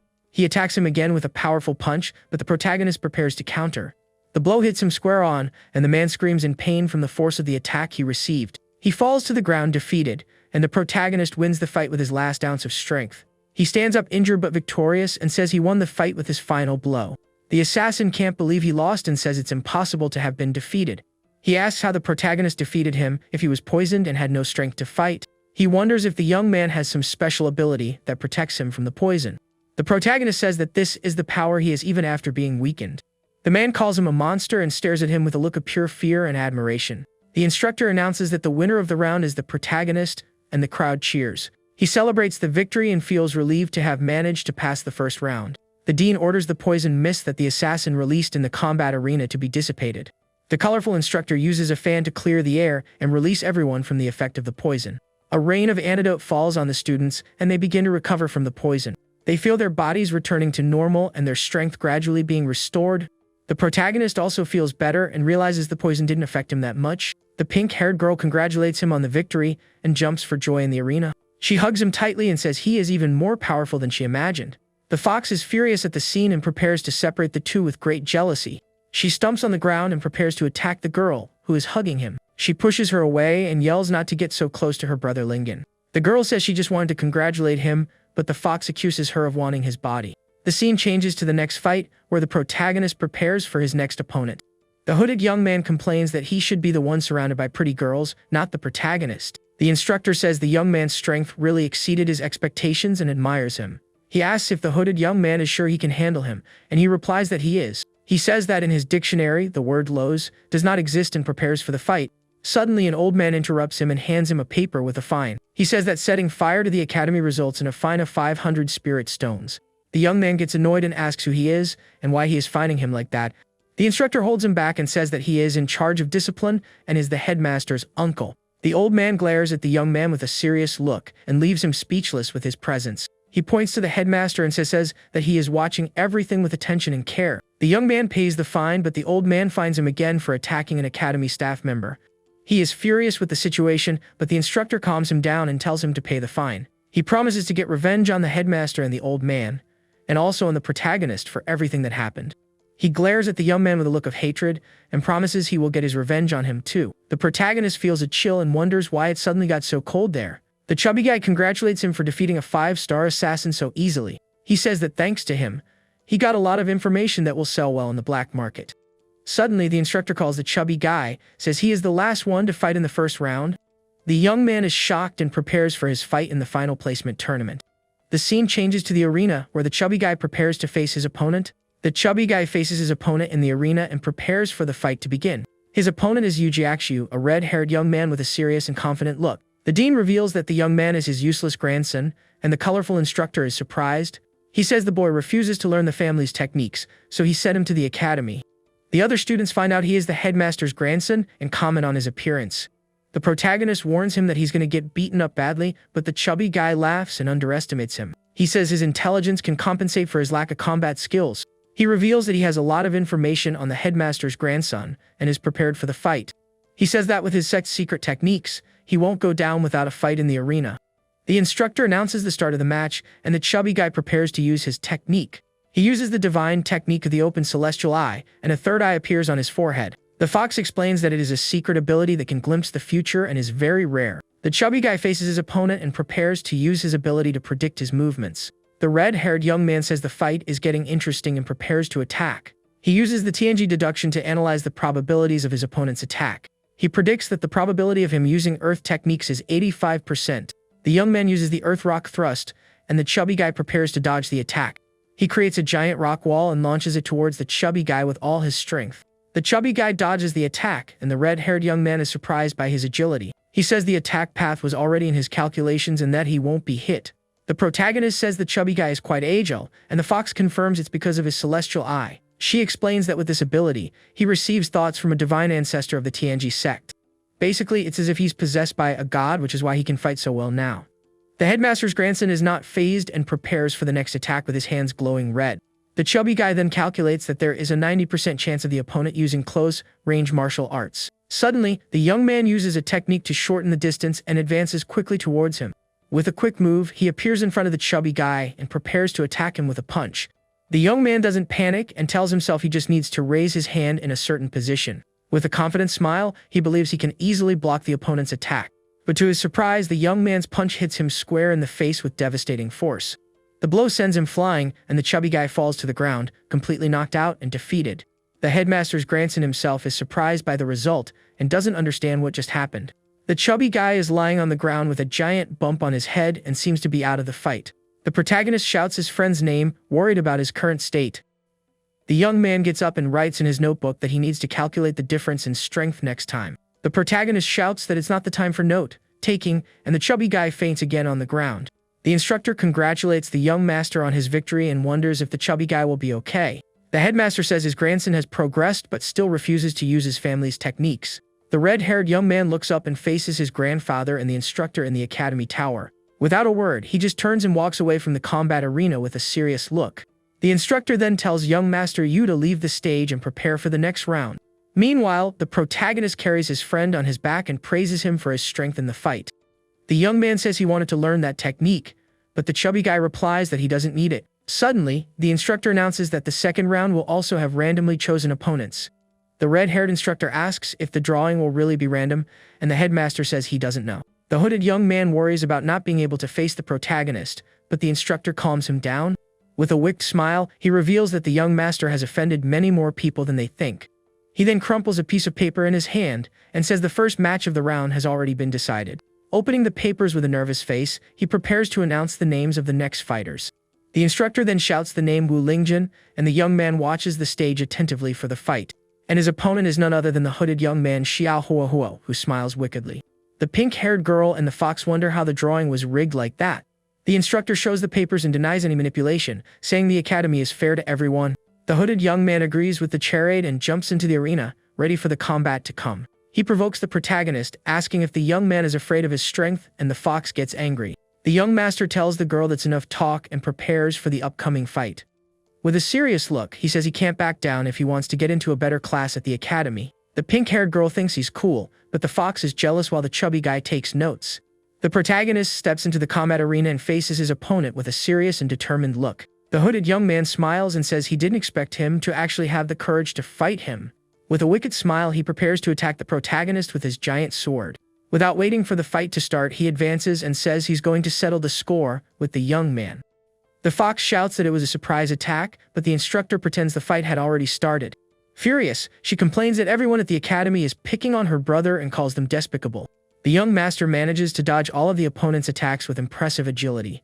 The hooded young man continues to attack relentlessly, but can't hit the protagonist at all. The instructor is shocked by the young man's speed and can't believe what he is seeing. Suddenly, the protagonist appears behind the opponent, and the instructor yells for him to watch out.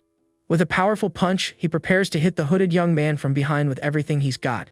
The young man turns and blocks the blow, saying that although the young man is fast, it's not enough. An explosion of blue flames occurs and a shockwave hits the entire combat arena. The protagonist is thrown far away by the force of the explosion, and the opponent is left unharmed. He manages to protect himself from the flames with his arms, but seems to have gotten slightly burned. The young man says he has already figured out his fighting style and won't let him get any closer. The protagonist blows on his burned hand and complains that the opponent's flames are very hot. With a serious expression, he realizes the situation is becoming very dangerous for him. The hooded young man then concentrates a large amount of blue flames in his hand. He summons 2 gigantic fire dragons and prepares for the final attack in the arena. The protagonist backs away and realizes the temperature is too high to block with his body. The instructor smiles wickedly and hopes the hooded young man corners the protagonist. The white-haired girl says it's time for the young man to reveal his demonic techniques to win. The protagonist is in the corner of the arena and realizes he has nowhere left to retreat now. With a wicked smile, the hooded young man shouts for the protagonist to perish once and for all. The 2 fire dragons then advance towards the young man with impressive speed.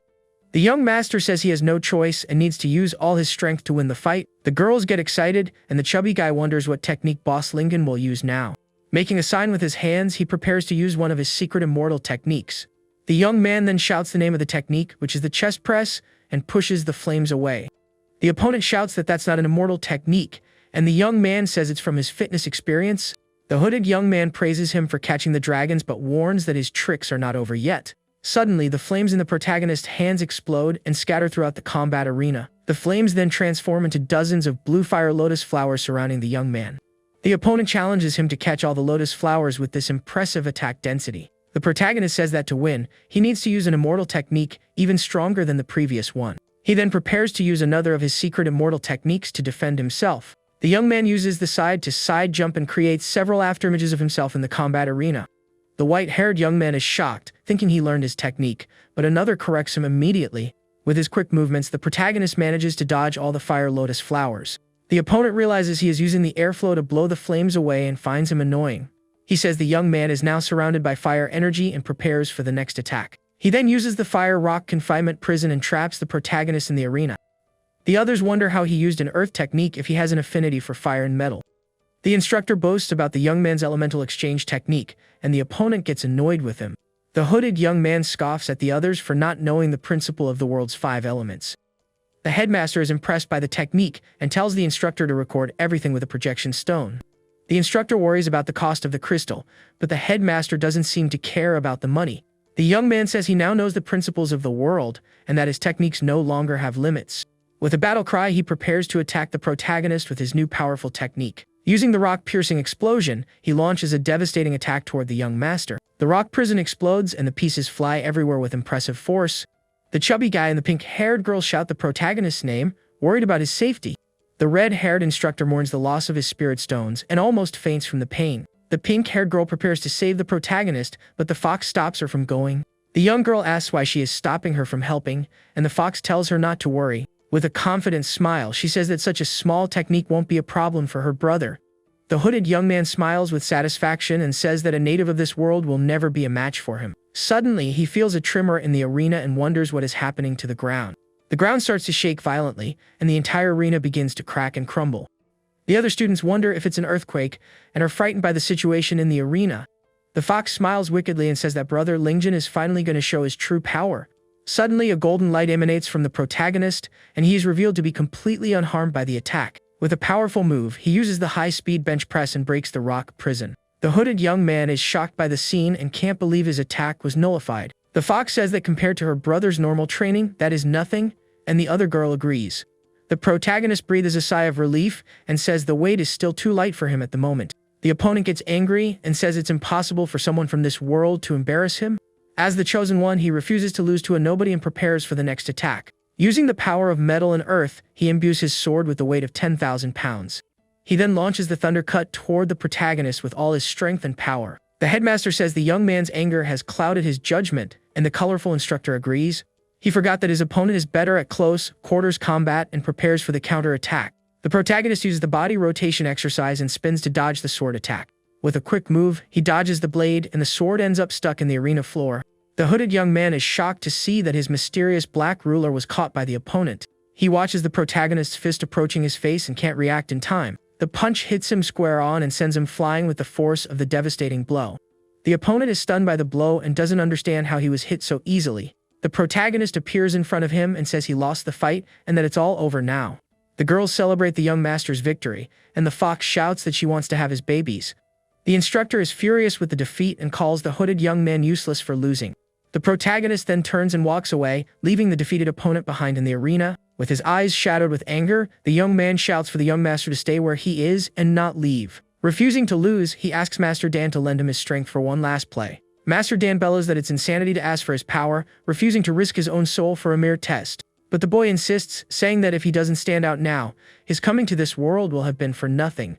His mind flashes back to when he was just an ordinary student, getting bullied for reading manga on the street. Filled with rage, he used to fantasize about having a protagonist's powers just to get back at everyone. Suddenly, a voice yells for him to watch out, and the young man looks over, completely confused.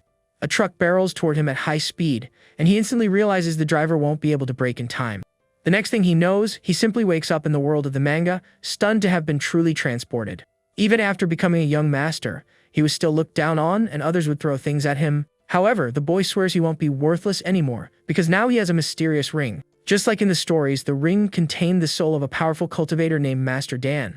Before his demise, the man was a master of alchemy and helped the young man grow much stronger. With his new abilities, he got revenge on everyone who had humiliated him and put them in their place without mercy. Because of his incredible performance, he began to earn the respect and admiration of his family.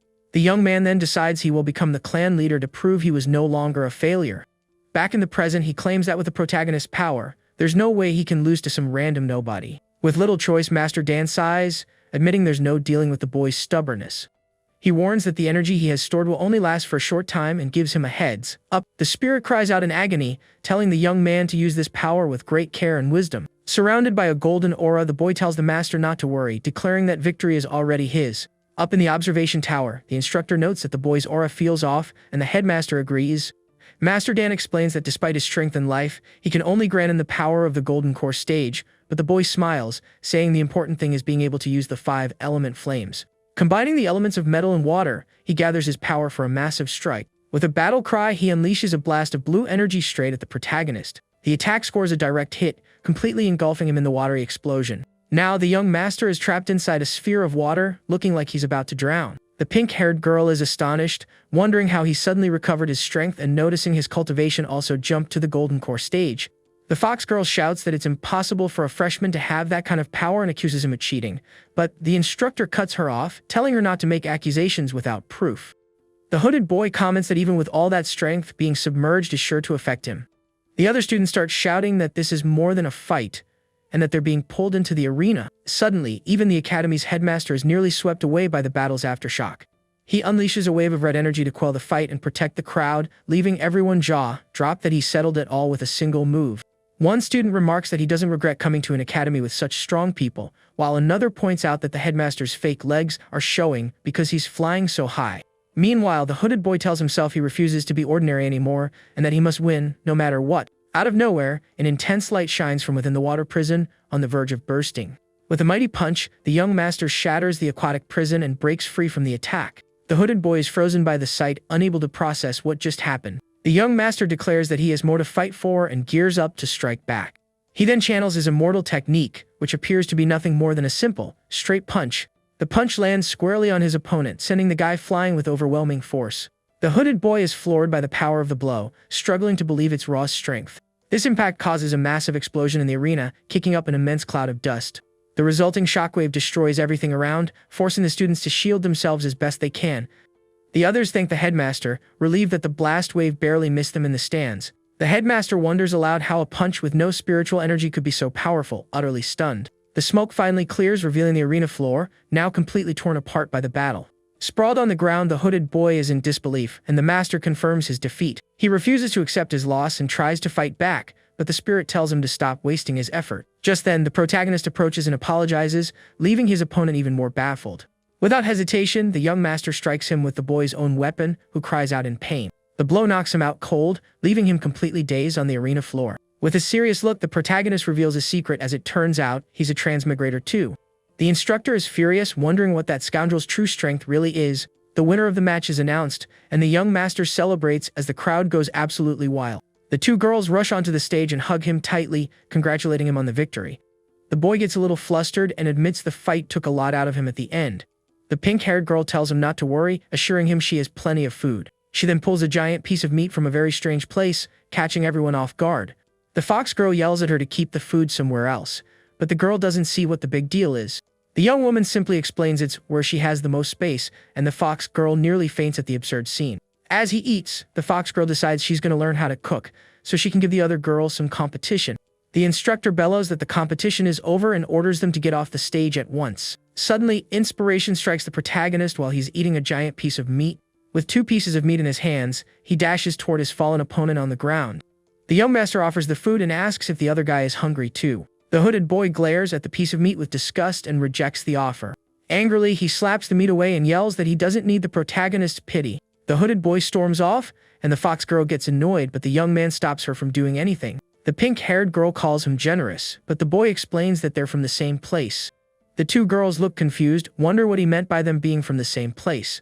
The instructor, who despises him, scoffs at the boy, saying it's a disgrace for him to call himself the chosen one. A malicious glint in his eye, he thinks he needs to find another way to handle the protagonist. Out of nowhere, a hand appears and slaps a fine right onto the instructor's face. The old man from the disciplinary committee has arrived, fining him 100 spirit stones for spitting on the ground. The instructor is taken aback but quickly composes himself and agrees to pay the old man. He pays the fine with a resentful glare and vows to get revenge on the protagonist for this humiliation. Far away, the protagonist suddenly sneezes and wonders what just happened to him. The girl offers him some soup, but he brushes it off, saying someone must be thinking about him. Suddenly, the white-haired girl appears, calling the protagonist's name with a grave expression. Her gaze is cold and determined as she stares him down, saying nothing more. The white-haired instructor tries to intervene, warning that it's not her turn to fight. She admits the protagonist has some strength but completely ignores him to address the instructor. The girl says she was surprised he resolved the last match so easily, then insults his fallen opponent. Furious, she proclaims that since the others couldn't force him to use his true techniques, she'll do it herself. The protagonist gets flustered and stammers, confused as to why she's accusing him of being a demon. She asks the instructor if she can fight now. He agrees but says she must draw an opponent. With a wicked and confident grin, the white-haired instructor clearly has a plan in mind. The girl simply raises her sword and challenges all the remaining students to fight her at once. Her arrogance leaves the others speechless, but one of them admits that having a high cultivation level is incredible. The hooded boy says that she's the woman he's chosen, but the spirit reminds him that she's after the other guy. The spirit even rubs it in, mentioning he heard the other guy is also a transmigrator and tells him to stop dreaming. However, the boy just smiles, saying that having a transmigrator as a rival only confirms his status as the chosen one. Master Dan has lost all patience, wondering how he got stuck with this kid. With a look of pure resolve, the young man vows to overcome every obstacle and crush anyone in his way. The instructor asks the headmaster if this isn't against the rules, but he just replies that this is how young people should be. The headmaster asks if she is certain about her decision, and the girl confirms she doesn't want to waste any more time. With an excited shout, the headmaster urges her to show them what the youth of today are capable of. The instructor then yells in frustration and announces the start of the battle between the girl and the other students. The others, irritated by her attitude, prepare to attack with everything they've got. She scoffs at their techniques, calling them cheap tricks as she readies herself for battle. She then unleashes her 100 swords dance technique, and a blinding light emanates from her body. One of the students declares he'll break all laws with his strength as he lunges forward. He uses the purple thunder frenzy blade technique, but the girl seems utterly unimpressed. With a look of pure disdain, she asks if he truly wants to compete in raw power with her. Suddenly, his sword begins to fracture as an intense light radiates from the white-haired girl. His sword shatters into a million pieces, and the boy can only stare, stunned by her power. The resulting shockwave hits him head-on, sending him and the other students flying. He soars across the arena before crashing to the ground, completely defeated and unable to continue. The red-haired boy and the chubby one watch the scene, floored by the girl's sheer force. The man is knocked out on impact, his face a mask of pure pain and surprise as he hits the floor. The red-haired boy compliments the girl for taking down the young master with a single move. The chubby one is also in awe, saying her sword skills are just on another level. Just then, the headmaster's grandson yells at the chubby guy, demanding to know why he hasn't entered the arena yet. With a confident smirk, the red-haired boy declares he will never lose to anyone. Suddenly, a blade comes flying at the girl, but she dodges it with a swift movement. The boy attacks, but she evades the strike and immediately prepares her counter-attack. With a powerful kick, she lands a solid hit, sending him flying across the arena. The others try to take advantage of the opening and get ready to attack the girl from behind. Growing wary of the endless fighting, she decides to end it all with one final move. With a swift motion, she prepares to unleash an even more formidable sword technique. The others gasp when they see she can fly, wondering if she's already reached the golden core stage. The red-haired boy explains it's not a flight technique, but sword control, and the chubby one confirms he's read about it in an academy book. All at once, a brilliant light envelops the girl, leaving everyone staring in amazement. The other students complain that the light is censoring the view and call the girl shameless. She summons thousands of swords, a look of pure determination on her face as she prepares for the final assault. With a battle cry, she launches the volley of swords toward the other students with everything she has. Her opponents are struck down and collapse to the ground, defeated and with no energy left to fight. The pink-haired girl says she's amazing for beating everyone with one move, but the fox girl retorts that while she's strong, Brother Lingen is even stronger. Suddenly, one of the injured students staggers to his feet and glares at the girl with pure rage. He demands to know why she hurt him, and another suggests it was probably on purpose because he was eyeing her. Elsewhere, a masked man observes this scene and remarks that the young lady has grown stronger. The instructor announces the white-haired girl as the winner of the match, who seems lost in thought. She looks directly at the protagonist, bracing for the final showdown between them in the arena. With a serious gaze, she states it's time for them to settle their differences, once and for all. The protagonist asks if she needs a moment to rest, but the girl insists it's not necessary. She explains that defeating the others barely used any of her energy and gets into a fighting stance.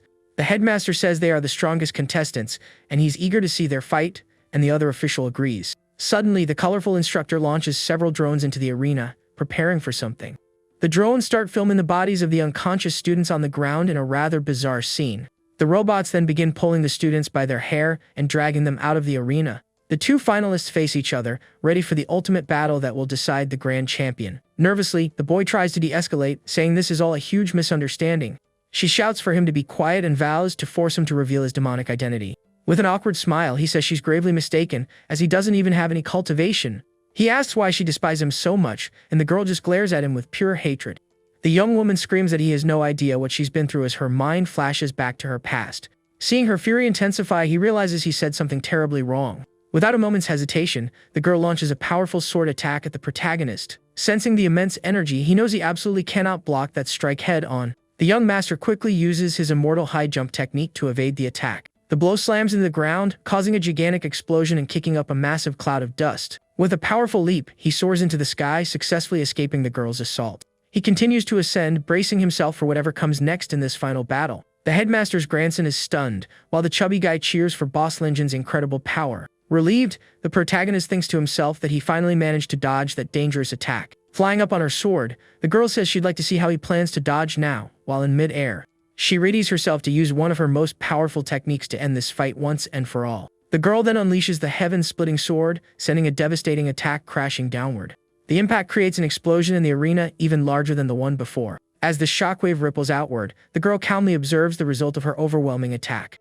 The instructor asks if the fight isn't getting too dangerous, but the headmaster just says it's getting interesting. The protagonist prepares to use an immortal technique, and the girl watches him with rapt attention. With his technique, he manages to catch the girl's giant sword with his bare hands. The pink-haired girl's jaw drops, but the fox girl says his strength is simply unimaginable. Enraged, the girl calls him a demonic cultivator and prepares to unleash her full power. Soaring through the heavens, the young woman readies the 10,000 swords technique. The girl then sends a relentless rain of swords hurtling down at the boy with all her might. The boy takes a deep breath and prepares to counter with another one of his immortal techniques. With a mighty inhale, he creates a powerful vortex of air around himself as a defense. Using his technique, he manages to catch every single sword, and the girl can't believe her eyes. The instructor who hates him finds the scene oddly familiar, remembering when his own swords were caught the same way. He compresses the captured swords into a ball of energy just as the girl rushes into attack. The young man hurls the energy ball back at her, telling her she should just admit defeat. The energy ball slams into the ground, and the girl shrieks in fury at the boy's audacity. With hatred in her eyes, she vows she will never surrender to a demonic cultivator. The story flashes back 10 years to Eugene Peak, where a little girl is calling for her mother. At just 5 years old, little Baggy announces that she can already sense spiritual energy. The mother holds the little girl close, praising her for tapping into her energy at just 5 years old. She expresses her belief that her daughter will become the mighty's cultivator, ensuring a brighter future for their clan. With a warm smile, the woman encourages the child, who promises to give it her all. Suddenly, a shadowy figure emerges, warning the woman not to raise her daughter with such naive ideas. It's her father, complaining that the girl has barely started training and is already becoming arrogant. The mother gets irritated, arguing with her husband that he wasn't so impressive at that age either. Ignoring her husband, the woman announces she's going to make a delicious meal for her daughter's birthday. However, the little girl agrees with her father, stating she needs to become stronger to protect everyone. She then settles into a meditative pose, vowing to train hard to reach the next level quickly. Her father says he'll keep an eye on her progress and then turns to depart. Alone, the man seems deeply troubled by the exchange, walking away with a sorrowful expression. Crying, he covers his face, wondering if he was too harsh with his own daughter just now. His wife appears and startles him, revealing she heard everything thanks to his rather loud sobbing. She questions why he acts so tough if he can't bear to see his daughter struggle, and he replies it's for his dignity. The woman then retorts, asking if his dignity involves crying in hidden corners, leaving him speechless. He gathers himself, explaining the cultivation world is a perilous place, so it's better for her to face hardship now than later. But with a grin, he admits his belief that his daughter will be the greatest prodigy of her generation. The mother watches the girl, deciding she should at least bring her a cloak so she doesn't catch a cold. The scene then transitions to a nighttime view, showcasing the moon and the mountains. Alone in the garden, the little girl remains in deep meditation, her blue aura glowing in the cold night. Embracing her, the mother compliments the young girl for using her power at only 5 years of age. She is certain her daughter will be the strongest cultivator, elevating their entire clan's future. With a reassuring smile, the woman cheers on the little one, who vows to try her very best. Out of nowhere, a dark figure appears, telling the woman not to fill her daughter's head with foolish notions. It's the girl's father, who grumbles that her training just started, yet she's already full of pride. The mother becomes annoyed and snaps back that he wasn't a prodigy at that age himself. The woman then dismisses him, saying she'll prepare a special feast for her daughter's birthday. But the young girl sides with her father, insisting she must get stronger to look after everyone. She sits to meditate again, promising to train diligently and advance to the next stage soon. Her dad states he'll continue to monitor her progress before turning to leave the area. Once by himself, the man looks deeply affected, walking away with a heart-heavy expression. In tears, he hides his face, questioning if he was overly strict with his own child moments before. His wife pops up and gives him a fright, telling him his noisy weeping gave him away. She asks why he's so rigid if he can't stand to see their daughter in pain, and he mutters it's for his pride. The woman then questions if his pride is just about weeping in secret, leaving him at a loss for words. He composes himself, remarking that the world of cultivation is harsh, so it's better she learns this now. But a smile breaks through as he admits he's certain his daughter will be the top genius of her era. The mother watches her daughter and decides she should at least grab a coat for her so she won't get sick. The scene shifts to a nighttime panorama, displaying the moon and the surrounding mountains. Alone in the yard, the girl continues her meditation, her blue aura a stark contrast to the chilly night air. Father, with a battle cry, he unleashes his most powerful technique, striking the fiend with all his might. Father embracing his wife, he assures her everything will be alright now that he's there to protect them. The little girl points out that her mother is losing a lot of red liquid, and her father sullenly nods. Mother, with her last ounce of strength, she apologizes for not being strong enough to shield them. She laments not being able to watch her daughter grow up as the girl cries uncontrollably. In the next moment, the mother's hand falls limp, and the girl screams in pure, soul-crushing despair. Weeping, the little girl tries to wake her mother, but she no longer responds. Her face etched with sorrow, the father reminds his daughter that today is her birthday. He then picks up the sword that belonged to his late wife, intending to pass it down. Father, with tears welling in his eyes, he tells her she must now use this weapon to protect herself.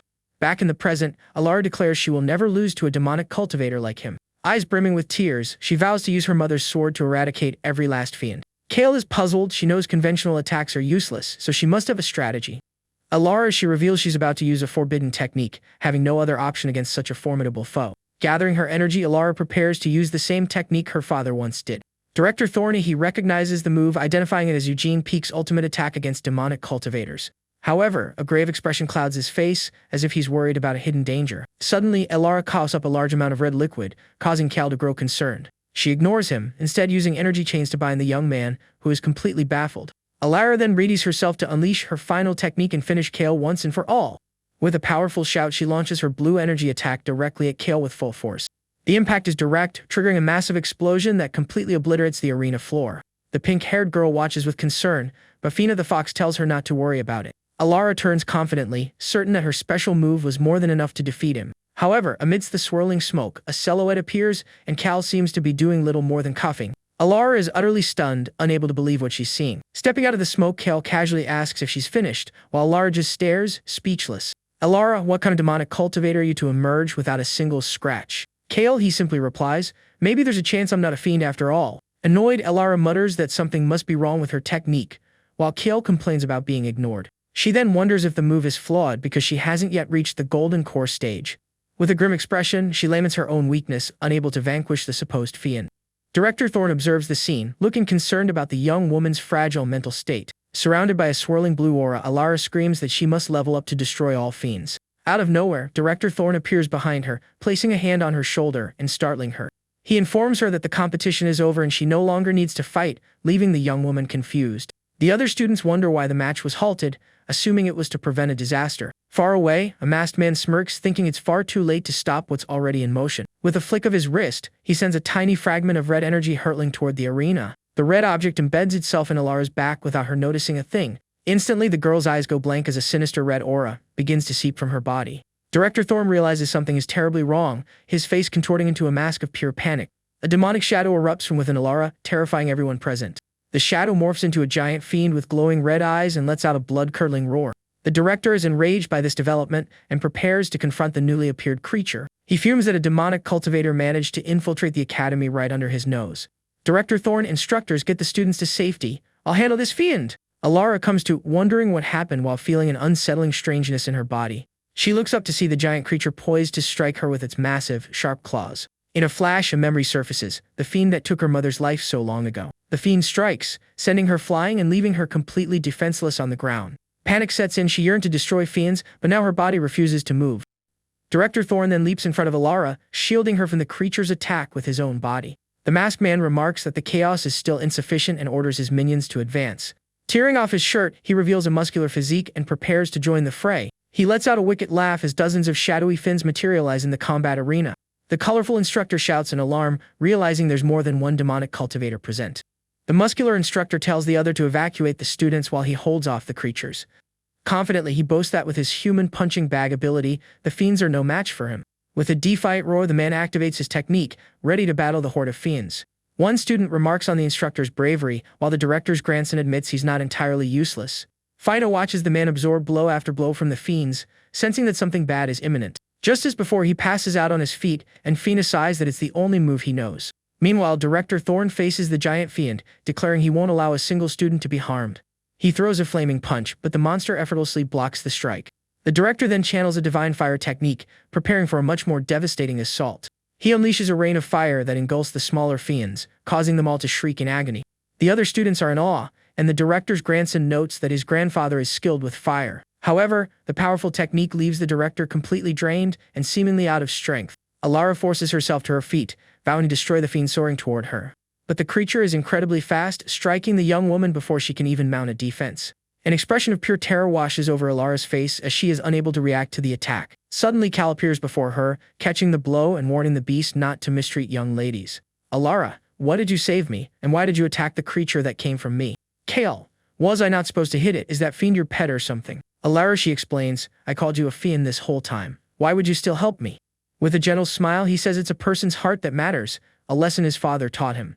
He adds that he believes she is a good person and couldn't stand by and watch her get hurt. All at once, two fiends materialize behind Kale, and Alara screams for him to watch out. Cal spins around, ready to unleash one of his immortal techniques. With a swift motion, he executes a spinning attack that connects with both fiends. The impact is so immense that the monsters are completely disintegrated, turning to dust. Director Thorn is impressed by Kale's power, remarking that he is a very interesting young man. Energized, the director readies himself for battle again, determined to eliminate the fiends quickly. He launches another torrent of fire, but this time the giant fiend seems entirely unfazed. The creature rises once more, preparing to attack the already exhausted director. Alara also prepares to fight again, which surprises Kale. Suddenly, the giant fiend undergoes another transformation, assuming an even more nightmarish form. The monster strikes, and Kale uses his immortal technique to catch the blow with his bare hands. The creature raises its arm, preparing to crush them both with its full might. Alara, he can't just stand here, I have to fight to protect everyone. She strikes the fiend's arm with her sword, attempting to slice through the creature. Her attack lands true, successfully piercing the monster's limb. A smile of relief crosses her face as she celebrates the successful hit. Kale, see, you really are a good person, just like I thought. Without warning, the fiend begins to dissolve into a pool of red liquid on the floor. Alara is stunned by the sight, unable to comprehend what just happened. A searing pain then courses through her body as she realizes the monster's body is venomous. Kale notes that the creature's toxic mist is far more potent than the assassin's from before. He is then struck by one of the fiend's tentacles, his body instantly seizing up from the poison. The fiend attacks with its giant arm, and Alara yells for Kale to be careful. Kale tries to move, but his body is completely paralyzed by the creature's venom.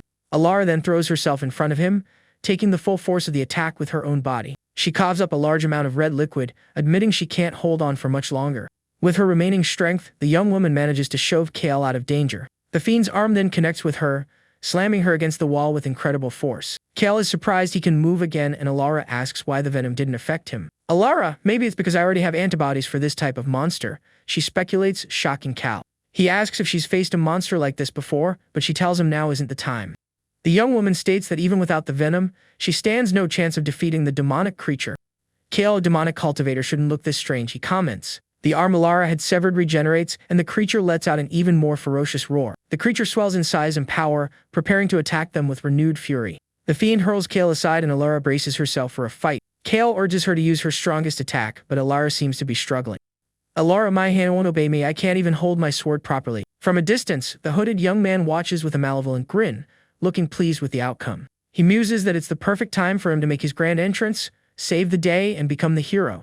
A blue ore envelopes his hands as he prepares to engage the demonic creature. Hooded man, watch my performance, he tells Alara, who shoots him a look of utter disgust and calls him revolting. The fiend lets out a terrifying roar, readying to attack Alara with everything it has. The hooded young man counters with a fire technique, preparing to face the beast. With a swift gesture, he summons his giant sword and readies himself for battle. Hooded man, he charges forward, shouting, "It's time for you to go to the next world, fiend." His strike is a direct hit, severing the monster's arm and sending red liquid spraying everywhere. Kale, watch out for the venom from its arm, he warns. The hooded man scoffs, did you really think I didn't know about that? Combining fire and wood techniques, he erects a barrier to shield himself from the toxic mist. He then conjures a dragon of yellow flames that lunges at the giant fiend. The attack connects, resulting in a fiery explosion that lights up the entire academy. Soaring through the air, he prepares for his finishing move, announcing it's his strongest technique. Using his giant sword, he unleashes the heaven-splitting technique, striking the fiend with full force. However, the creature manages to block the attack with its arm, stunning the hooded young man. Shocked, he wonders how the monster could possibly stop his ultimate attack, leaving him frozen. The creature retaliates, swatting him to the ground with a powerful and devastating blow. His spirit companion tells him to just pass out, but he insists he'll fight to the end like a chosen one. The fiend then attacks the hooded youth with its sword, defeating him decisively. Alara watches in disbelief, unable to process what just happened. She recognizes the technique the monster used as one from Eugene Peak, adding to her confusion. The fiend lets out a terrifying roar, and Cal yells at Alara to snap out of it. The fiend strikes again, but this time Cal dives in front to protect Alara. The monster's sword hits his back, and Cal remarks, "I guess this makes us even." Director Thorne is consumed by fury, declaring he won't forgive anyone who dares harm his students. A colossal fire aura erupts around him as he forms a flame avatar and prepares for battle. The avatar lays into the smaller fins, obliterating them with a volley of powerful fire punches. But the fiends swarm together, holding the avatar back and preventing it from reaching the larger monster. The masked man sneers that the fun isn't over and he won't let the director ruin his plans. "Alara, how are you?" she asks. He replies that he can't move. She then recalls a lesson, realizing she just needs antibodies to counteract the venom. In a panic, she exclaims that her own blood contains the antibodies and prepares to cut herself to help him. Suddenly, the giant fiend lunges at them with incredible speed and power. Alara realizes they're out of time, her heart sinking with despair. She holds Cal tightly, bracing for the inevitable impact. In a swift, desperate move, she kisses him, shocking everyone who is watching. Cal is taken aback by the kiss, as Alara looks at him with a resolute expression. The hooded young man can't believe his eyes and promptly faints from a broken heart. Borosi, my theory was correct. They've been a secret item this whole time. Finab the fox is enraged, screaming for Alara to unhand her brother while clutching her chest in pain. The fiend attacks, but Cal, now cured, effortlessly dodges the blow and shields Alara. He then uses his immortal technique. A golden light emanates from his hand, healing the white-haired girl. With a devastating punch, Cal rushes forward, ready to defeat the creature for good. The impact hits dead on, creating a shockwave that completely annihilates the monster. The young man lets out a breath of relief, looking exhausted after putting all his power into the attack. He turns to Alara, telling her his strength is finally back to normal. Blushing, the young woman finds herself thinking that Cal looks surprisingly handsome in that moment. She turns to face the young man, who holds her in his arms with a look of confidence. "Cal, why is your face so red? Are you badly hurt from the attack?" Director Thorne observes the scene, relieved that no students were seriously harmed. He prepares to fight again, vowing that the fiends will pay for their assault on the academy. He launches a rain of fire at the masked man, but the attack seems to have no effect. The masked man gets ready to fight, and the director calls him the culprit behind the entire incident. Director Thorne attacks with his giant fire hand, yelling for him to go to the next world. With his flame avatar, the director strikes the masked man with his full power. The blow causes a massive fire explosion that seems to have completely incinerated the enemy. The director is surprised, wondering what he sees in the midst of his attack's flames. He then realizes the masked man used a substitution dummy to escape the fatal blow. Frustrated, Director Thorne wonders what those demonic cultivators are truly planning. The scene then shifts to the Academy's library, a place of calm and silence. Abruptly, several red energy portals materialize and open within the library. From the portals emerge dozens of dark fiends preparing to wreak havoc. The masked man scoffs, "Those fools really thought I would launch a direct assault." He then summons dozens of red energy spiders, commanding them to enter the library. With a wicked grin, he says now he just needs to find what he came for. The spiders immediately begin their search, crawling over every book and shelf. They continue their meticulous hunt, scouring every corner of the library at high speed. Suddenly, one of the spiders begins to glow, indicating it has found what the man was seeking. The spider brings the book to the masked man, who watches with a satisfied gaze. He takes the book, complaining that the Academy did a poor job of hiding such a vital item. The man is about to read the book when he is interrupted by a mysterious voice. Mysterious voice, "The library is a restricted area. That will be a fine of 1,000 stones." The masked man turns to see Jian, the director's uncle, now working as the Academy's janitor. Masked man, he mocks the old man. "How did the once great master fall to being a simple janitor?" "Giant, that's none of your concern. Just pay the fine and clean up this mess." The masked man asks what will happen if he refuses, and the old janitor glares at him furiously. Giant then attacks with his broom, his speed catching the masked man completely by surprise. The blow lands squarely, sending him flying into a wall with devastating force. The impact is so powerful that the masked man crashes through the wall, causing a massive explosion. Director Thorne notices the explosion, realizing something terrible has happened at the library. He yells for the other instructors to protect the students and flies off to investigate. The director soars toward the library, and Fina watches him go with a curious glint in her eyes. Fina observes the unfolding chaos and remarks that it feels like the world is on the brink of turmoil. The masked man manages to dodge Jian's follow-up attack and prepares a counter. Masked man, he taunts the old man for destroying his own library in an attempt to protect it. Jane, for that, you'll have to pay an additional 10,000 stones in fines. The masked man then rips off his own arm and tosses it to the ground, shocking Jian. The arm instantly regenerates as the man remarks that the old janitor is as irrational as ever. Jane's face contorts with pure rage as he glares at his enemy. Jane, I don't need reason to deal with a demonic cultivator like you. Jane strikes with his broom, but the masked man easily blocks the attack. He then channels his demonic energy, creating a shadow monster to assault the old man. Jane's eye gleams as he deftly dodges the creature's attack with a swift movement. He swings his broom at the masked man, but his foe manages to catch the blow. Jane is then struck and thrown against a wall with incredible, overwhelming force. The resulting explosion is huge, and appears the masked man has won the fight. Surrounded by a dark aura, the masked man boasts that his power is far greater than Jean can imagine. He then reveals that he remembers a time when the old man nearly defeated him in the past. In a flashback, an injured masked man faces Jian, who is glowing with a brilliant golden aura. He explains he had to sacrifice his own family to obtain enough power to even stand against the old master. During that battle, Jian managed to steal half of his secret book, forcing him into a retreat. Back in the present, he declares he has finally acquired the power to reclaim his book. Jian glares at the masked man with such contempt that it renders him momentarily speechless. Jian, annoyed, he states, "You'll now have to pay another 20,000 stones for destroying the academy." The masked man charges forward, sneering that they can settle their debts in the next life. He lashes out with his claws, but the old man dodges the attack with surprising agility. Jian then prepares for counterattack, fixing his enemy with a serious gaze. With a fluid motion, he unsheathes a sword hidden within the handle of his broom. He then strikes the masked man, cutting him with the secret blade with all his might. The impact triggers an energy explosion that throws them both back and decimates the area. Jian lands gracefully, readying his sword for the next engagement.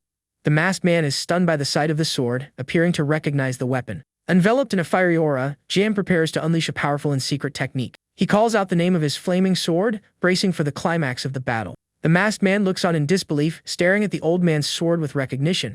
"Masked man, I remember destroying that sword in the past. It should be shattered. John, you're about to find out just how broken it is, right now." He charges toward the masked man, challenging him to test the might of his blade. Jian attacks, and a blinding beam of light strikes the enemy's face directly. The blow is so powerful it sends the masked man reeling backward, shattering his mask. The mask cracks apart, revealing the face of the man beneath, who is shocked by the old master's power. The masked man collapses to the ground, defeated, as Jean declares it's finally over. Suddenly, purple energy worms squirm out of the masked man's body. Jian is horrified by the sight, unable to believe what he is witnessing. The masked man's body regenerates, and Jian demands to know what kind of dark art he used. With a sinister aura, the man rises and glares at the old master with pure hatred. "Masked man, you are not an easy opponent to deal with," he says, preparing his next move. "Jian, what kind of demonic technique have you learned in all these years?" The masked man states he has accomplished his mission and will now depart to master his new power. Enraged, Jian declares he won't let him escape and readies his sword. The masked man then threatens to destroy the entire academy, asking if Jian still wishes to pursue him. The old master is shocked by the blackmail, unsure how to stop his enemy without sacrificing the school. Furious, he prepares to fight anyway, shouting that he won't let the masked man leave. He uses his own red liquid to empower his sword, getting ready for a final, desperate attack. With a cry of rage, Jian swears he will never forgive the masked man for his actions. The masked man laughs, tauntingly asking if the old man will even live long enough to keep that promise. Jian lunges forward, attacking the masked man with his sword of fire and blood. Director Thorn arrives, yelling his uncle's name, deeply concerned about the situation. "Jian, you reckless fool, you shouldn't have come to such a dangerous place." Angrily, he adds that if it weren't for the academy's safety, he would have already dealt with the masked man. The director asks who wounded him, and Jian leans on him for support, struggling to stay upright. Jian then reveals the masked man is a great fiend from millennia ago. He explains that the masked man is the legendary fiend responsible for taking thousands of lives. Director Thorn recalls that to defeat him, the Righteous Path Alliance dispatched over 30 elite warriors. In a flashback, the masked man faces an army of warriors assembled to stop him. Despite losing more than 20 of their own, they finally managed to vanquish the fiend. "Jian, you should have realized his technique was no ordinary demonic magic." He then clarifies that the masked man's true ability was a forbidden art to control fiends. Shocked, the director says his intuition was right. The attackers were indeed fiends. Director Thorn prepares to pursue the masked man, but his uncle tells him to conserve his strength. Jian insists the director must alert the Alliance and request aid to protect the academy. With trembling hands, the old master clutches his sword, clearly suffering from his wounds. He admits he no longer has the strength to defend the academy and needs the help of others. Jian asks if the fiends in the arena can self-destruct, and the director confirms he has handled it. The director is about to leave when his uncle yells for him to wait a moment. As he flies off, the director says he has one last fiend to deal with, and his uncle reminds him to call a medic first. The other students discuss the sheer number of fiends, thanking the instructors for their help. Cal and Alara watch as the remaining fiends are held captive by energy chains. Alara calls out to Kale with an embarrassed expression, and he turns to face her.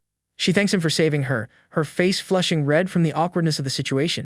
Annoyed with herself, she adds that she will still investigate whether he is a demonic cultivator or not. Kale is baffled by her mixed signals, not knowing what to make of her. Suddenly, Alara notices something glowing in the distance and her eyes widen in shock.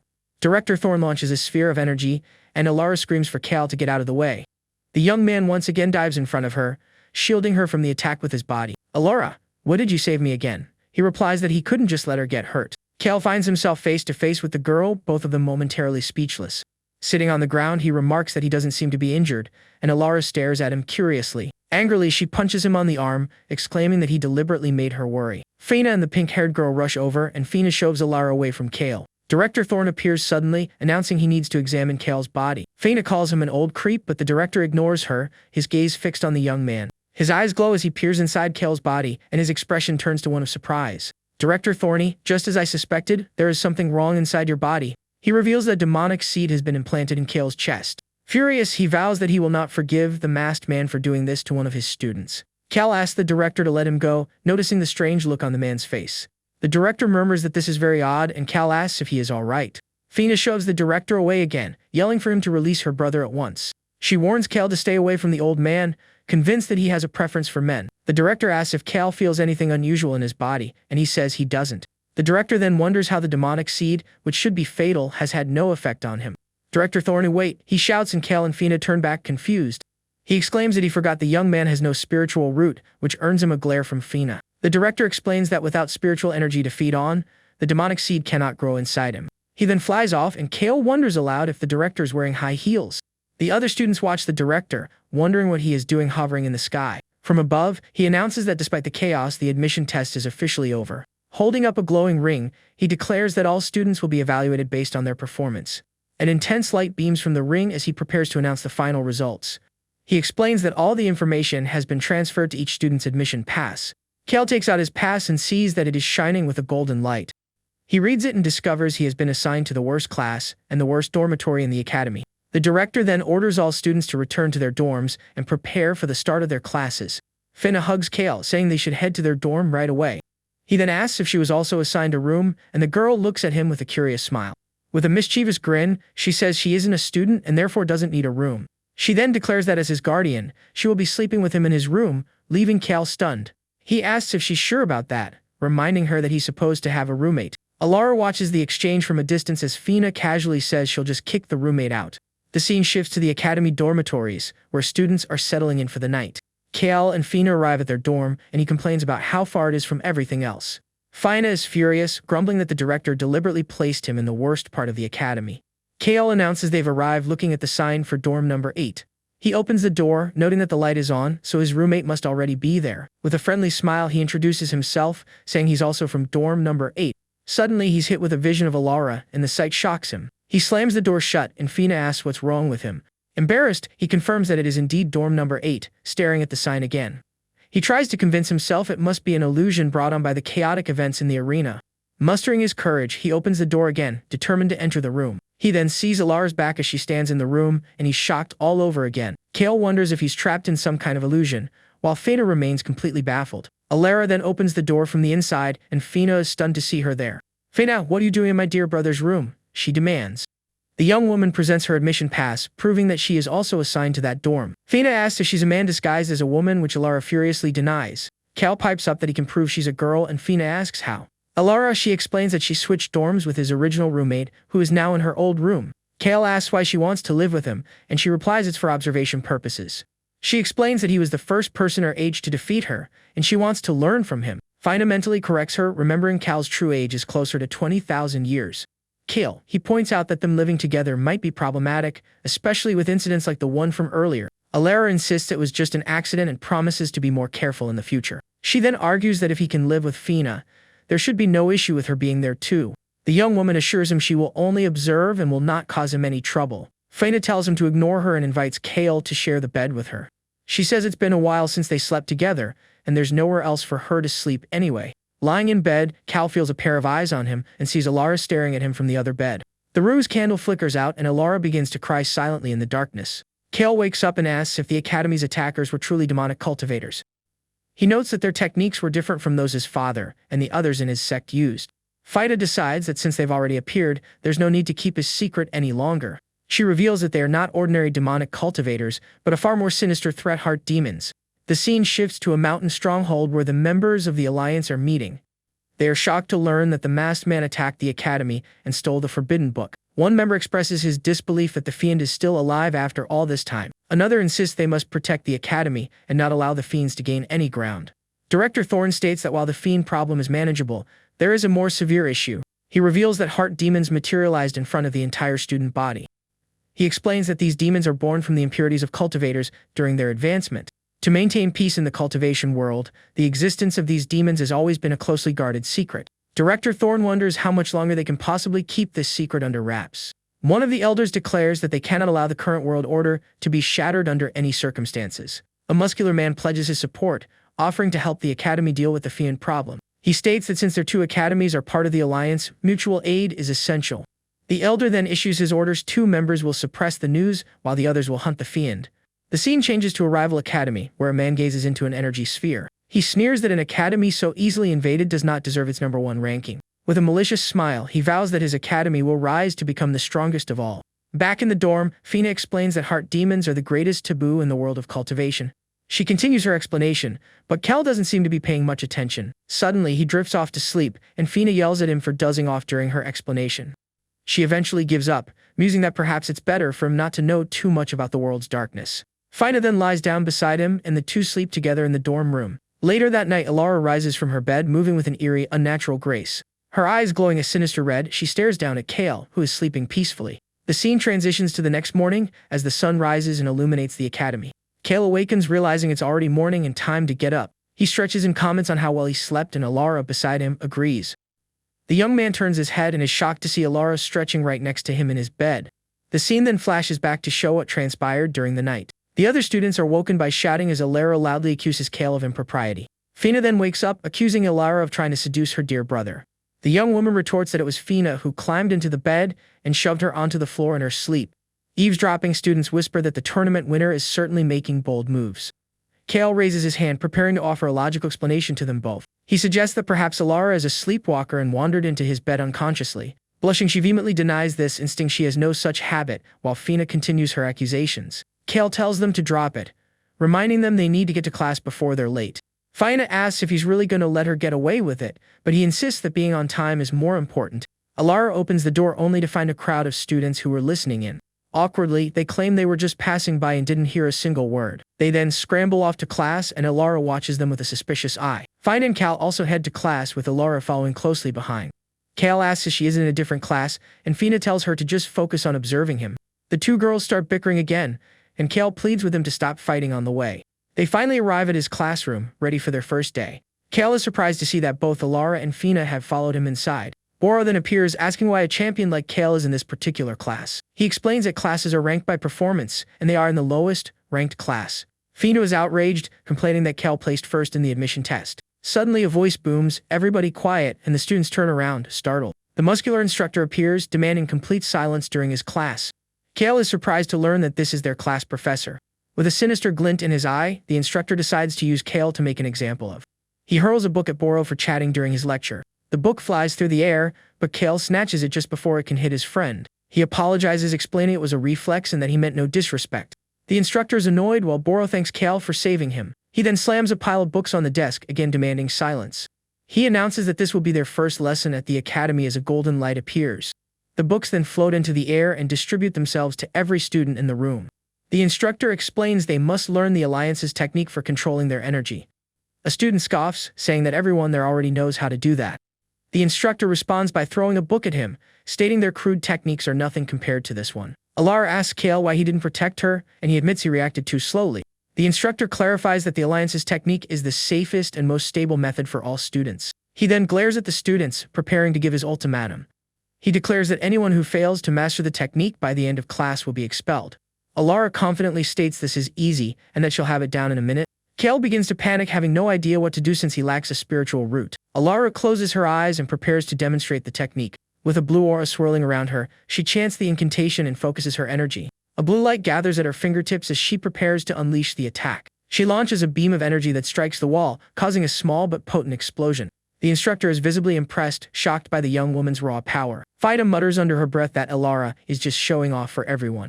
The instructor praises Alara, telling her she did an excellent job with the technique. He then reminds her to pay for the desk she broke, and she agrees, embarrassed. The instructor turns to Kale, stating it's impossible for him to learn the technique without a spiritual root. He prepares to expel the young man, but Alara notices something is off. Fida advises Kale not to push himself too hard, but he insists he just needs to feel the energy. Alara jots down notes, determined to uncover the secret behind his incredible strength. Kale suddenly shouts that he can feel the energy and concentrates for the attack. Instead of energy, however, he lets out a loud fart, shocking both Fina and Alara. Falling to his knees, he admits he couldn't feel anything. Alara asks if this is his usual training method. He grabs her arm, pleading with her to teach him how to sense the spiritual energy in the air. She explains he needs to imagine his body as an empty bottle and feel the water of energy flowing into it. He concentrates, visualizing himself as a bottle as the ambient energy pours in. With his eyes closed, he announces he's beginning to feel something building inside him. Suddenly, he lets out a loud burp, and Alara suggests he try a different approach. Boro celebrates his own success while Alara wonders how Kale became so powerful. The instructor tells them not to celebrate just yet and prepares for the next training exercise. He materializes a ball of pure energy, leaving the other students to wonder where it came from. The instructor tosses the ball to a student, ordering him to catch it with both hands. The young man braces himself to catch the energy ball hurtling toward him. However, the ball is incredibly heavy, and he is immediately flattened by its weight. The instructor explains that the more energy one pours into the ball, the lighter it becomes. Annoyed, the young man gets up and prepares to infuse his own energy into the sphere. The instructor clarifies that the ball only responds to their specific technique, otherwise it grows heavier. Boro mentions that the energy ball game is quite famous and that they play it often. The instructor then hurls dozens of energy balls at the students. The youths prepare to catch the spheres and begin the training exercise. Alara catches the ball with ease, while Boro struggles with its immense weight. The instructor reiterates that the ball cannot be lifted by physical strength alone. Kale steels himself, determined not to be expelled from the academy. With a powerful roar, he channels all his physical might and manages to lift the energy ball. The scene shifts to Jian, the director's uncle, who is calmly combing his hair. He senses an approaching presence and remarks that they arrived quite quickly. A colossal flying ship appears in the sky, speeding toward the academy. Director Valerius of the rival academy emerges, announcing his grand arrival. The rival director then notices an energy ball careening toward his ship. Jan appears, surrounded by a golden aura, and fixes the man with a serious gaze. He complains that Director Valerius didn't announce his visit, so no welcome ceremony was prepared. The man claims he came to offer aid, having heard the academy was in trouble. Jan sarcastically calls him generous for bringing so many warriors in a warship. With a knowing smirk, Jan says he is well aware of his rival's true intentions. Suddenly, they hear a scream as an energy ball flies directly at the ship. The ball strikes its target, causing an explosion that rocks the entire vessel. The warriors ready themselves for battle as their director shouts that they are under attack. The explosion causes panic among the warriors, who cry out their director's name. Gale panics, realizing it's all over now that the energy ball has exploded. The instructor bellows at him, asking if he has any idea how much a new classroom costs. Jane hears the commotion and wonders if Kale is causing trouble yet again. Director Thorne asks his rival if he is alright, and the man replies that he is unharmed. In the next instant, another energy ball hits him square in the chest, and he coughs up red liquid. Jane calmly points out the explosion was caused by an energy ball, not a fiend. Director Valerius realizes the energy ball struck him and becomes enraged by the situation. For revenge, he proposes an energy ball challenge between the two academies. Jade accepts the challenge and preparations for the tournament begin. The scene changes, with Jean explaining the situation to the academy's students. Jin then announces that the 5 chosen representatives for the tournament will be from this class. Bora raises his hand, saying he has a question about the selection of participants. He says he understands the others being chosen, but he himself is too weak to compete. With a sad expression, he admits his strength is the lowest among all the academy's students. Kale is reminded of a similar chubby boy he once knew. He encourages Boro, telling him that if he puts in the effort, he can achieve a great result. The blue-haired young man Jace scoffs that if effort was all it took, Kale would have a spiritual root by now. Jine reveals that Boro has the ability to predict the future, a skill that will be invaluable. Kale then raises his hand, saying he also has a question for the old master. He sheepishly asks how the energy ball competition actually works. Alara explains that it is a 5-on-5 game where the objective is to score points. She clarifies that while they cannot directly attack opponents, they can use their energy for defense. Kale says he won't be of much use, and Jin reminds him this whole situation is his fault. He announces the competition will take place in 3 days and that they must train intensely. Jin emphasizes that the tournament is crucial for the academy's reputation. He then reveals that the prize for the victors will be a prestigious golden medallion from the academy. The director's grandson explains the medallion is the highest honor and grants double the cultivation resources. Cal's eyes light up. With double the resources, he might finally have a chance to cultivate. Energized, he rallies the others to start training for the upcoming tournament. Jace dismisses him, saying he has no interest in training with someone who can't even use energy. The director's grandson claims the entire academy belongs to him, so resources are irrelevant. Alara tells Kale to ignore them and to continue with his training. She explains that the energy ball can absorb power from multiple people simultaneously. She then challenges him to try and take the energy ball from her hand, using only his physical strength. Kale lunges for the ball, but Alara dodges him with a nimble movement. With a sly smile, she thinks to herself that she will uncover the secret of his strength one way or another. Kale declares he'll use even greater speed, which surprises her. He manages to grab hold of her, proclaiming he won't let her escape so easily this time. In the struggle, Cal accidentally grabs a sensitive area, and Alara freezes in shock. Blushing furiously, she accuses him of being a pervert, and the young man panics. Jace accuses him of doing it intentionally while Boro senses the bloom of romance. Kale asks if she's okay and offers to help alleviate her pain. She finds herself thinking it would be better if the others weren't around to interrupt. From a distance, Fina and the pink-haired girl watch the scene, seething with jealousy. Kale insists they need to resume their training, and Alara agrees. She then employs her sword technique, preparing for the next phase of their training. She constructs a goal out of swords and tells him to use it as a target to practice his aim. Kale notes the ball isn't as heavy now, and that he just needs to work on his precision. He then hurls the ball with all his might, aiming for the center of the sword goal. The ball flies true but suddenly ricochets off an invisible barrier, heading right back at him. The instructor's voice bellows from afar, informing Kale he's just lost this month's resources. Alara asks if he heard a shout, but Kale claims he didn't hear a thing. Director Valerius remarks that the academy is quite brazen and glares at the building with contempt. His student points out they have now challenged him twice, which only fuels the director's rage. He insists a mere energy ball cannot harm him, though his student offers assistance. He instead tells the student to prepare for the tournament, and the young man acknowledges the order. Director Valerius muses that they have both wagered the future of their academies on this tournament. The student then vows to lead his academy to a decisive victory against the opposing team. The rival director praises his dedication, and the student promises not to disappoint his master. He then takes out a purple object, stating he will do whatever is necessary to win the competition. The scene jumps forward 3 days, with all the students gathered for the tournament. Jan asks for a round of applause for Director Valerius as he approaches. The rival director appears, his face covered in bandages, clearly still feeling the effects of the explosion. The students whisper about his appearance until the instructor silences them. Director Valerius begins his address, greeting all the students of the academy. He then launches into a long and tedious speech about the tournament, which quickly bores Kale. The students begin to yawn, and the rival director becomes irritated by their lack of attention. Annoyed, he declares that the academy's newcomers are getting worse each year, and that he will demonstrate his superior methods. He complains about the state of the training field, and Jian retorts that they prioritize resources for students. He then announces he will construct a proper training field for their competition himself. Slamming his fist on the ground, he uses an earth technique to create the arena. The students feel the ground tremble and wonder if it's an earthquake or the director's power. Suddenly, a colossal structure begins to rise from the earth, leaving the students in awe. Cal and Alara watch dumbfounded as the structure takes shape. It reveals itself to be a giant coliseum, and the students are impressed by this display of power. Alara wonders about the director's cultivation level, while Cal is simply mesmerized. The directors order the players to prepare while the other students take their seats. A court resembling a basketball court forms in the center of the coliseum, and the teams prepare for the game. Jane encourages his students, reminding them of the importance of winning this competition. He then introduces the players from his academy as Kale gets ready for action. Jace, I'm going to be the star of this competition, he says, glaring at Kale. He then vows to defeat Kale even if he is a transmigrator. Jane then introduces the team from the rival academy as they step onto the court. The rival team is composed of 5 strong, muscular warriors with confident expressions. The rival captain declares they will demonstrate the true power of their academy. He then turns to his master, promising to fulfill his dream of victory. A member of the rival team boasts about their intense training and preparedness. He then mocks the opposing team, calling them a bunch of worthless trash. Indignant, Boro retorts that they are not trash and gets ready to fight. The rival team member calls him weak, and Boro becomes furious at the taunt. The rival captain tells them to settle their disputes on the court, not with words. Cal observes that they are arrogant but seem to be a well-trained and cohesive unit. The director's grandson agrees, confirming they are the elite of the rival academy and have never known defeat. He reveals the rival team is made up of specialized talents with vast experience. The director's grandson complains to Boro for not sharing this information earlier, and Boro defends himself. Jace tells everyone not to worry, as he is here to lead them to victory. With his weapon in hand, he faces the rival team, vowing to defeat them no matter what. He swears on his weapon that he will win the competition and bring glory to the academy. The instructor calmly takes the weapon from his hand, and Jace asks what he's doing. He explains that weapons are forbidden in the tournament, a rule that shocks the young man.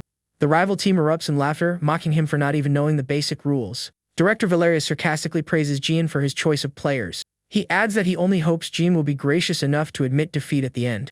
Jane tells him not to underestimate the boys, expressing his full confidence in their victory.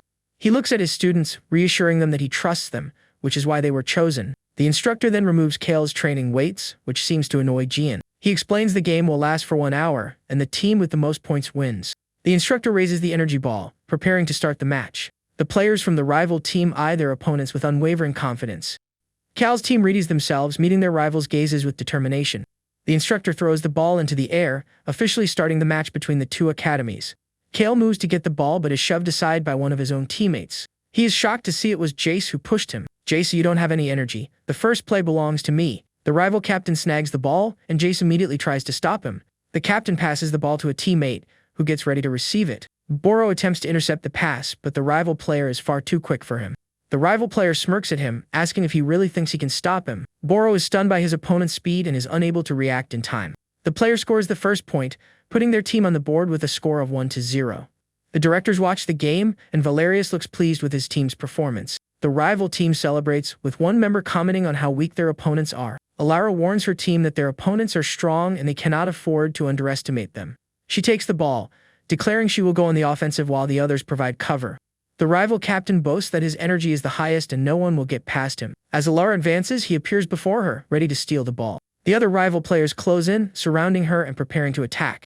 Jace rushes forward, intending to use his energy technique to help. He creates an ice barrier, freezing the players who were about to attack Alara. The instructor immediately calls a fool, reminding him that he cannot attack other players. The instructor states that on the court only justice prevails, which irritates Jace. He then announces that despite the foul, the ball is still live, and Alara continues her advance. She leaps in the air to score, but one of the rival players rises to challenge her.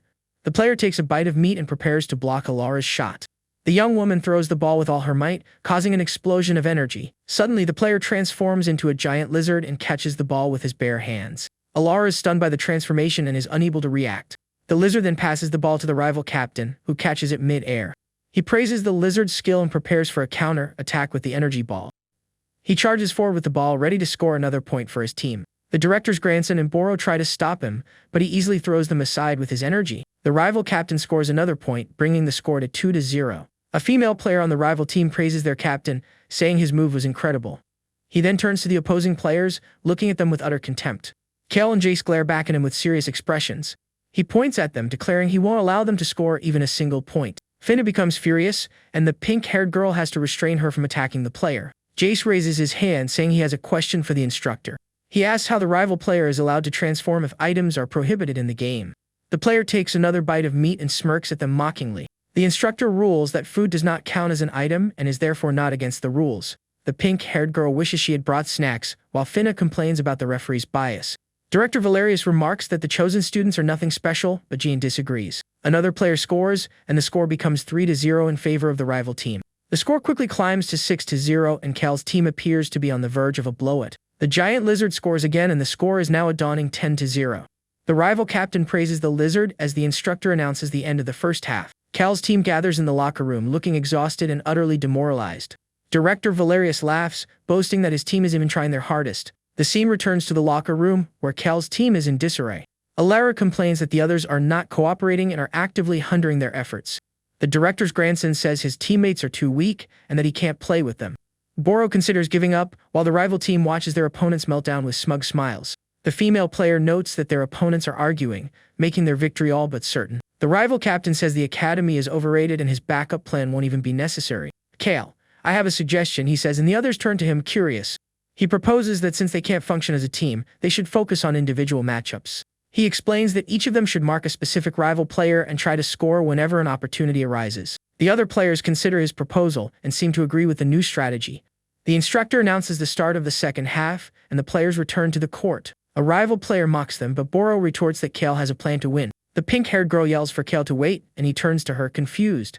She then tosses a large amount of food to him, telling him to hold it all. Kale begins to juggle the food with surprising dexterity, which amazes everyone. Alara and Boro praise his impressive food juggling skills. A rival player sneers that they are about to show Kale's team the meaning of true despair. The instructor announces that the teams are ready and the second half is about to begin. He throws the ball into the air, and the match resumes with renewed intensity. The rival team's players surge forward, aiming to get the ball and score more points. One of the players leaps high and snatches the ball from the air with an impressive move. He glares at his opponents, asking if they've already given up on the match. He then announces the start of his show, and the director's grandson moves to stop him. With a determined shout, the director's grandson prepares to use an earth technique. He creates a sand barrier, but the rival player passes through it with ease. Director Valerius taunts Jian, asking if his grandson is really a member of his family. The player then passes the ball to a female teammate who prepares to attack. Alara materializes swords of energy and prepares to block her opponent's move. The swords fly forward and converge, forming an energy barrier in front of the player. The player is struck by the swords and falls to the ground, defeated by Alara's attack.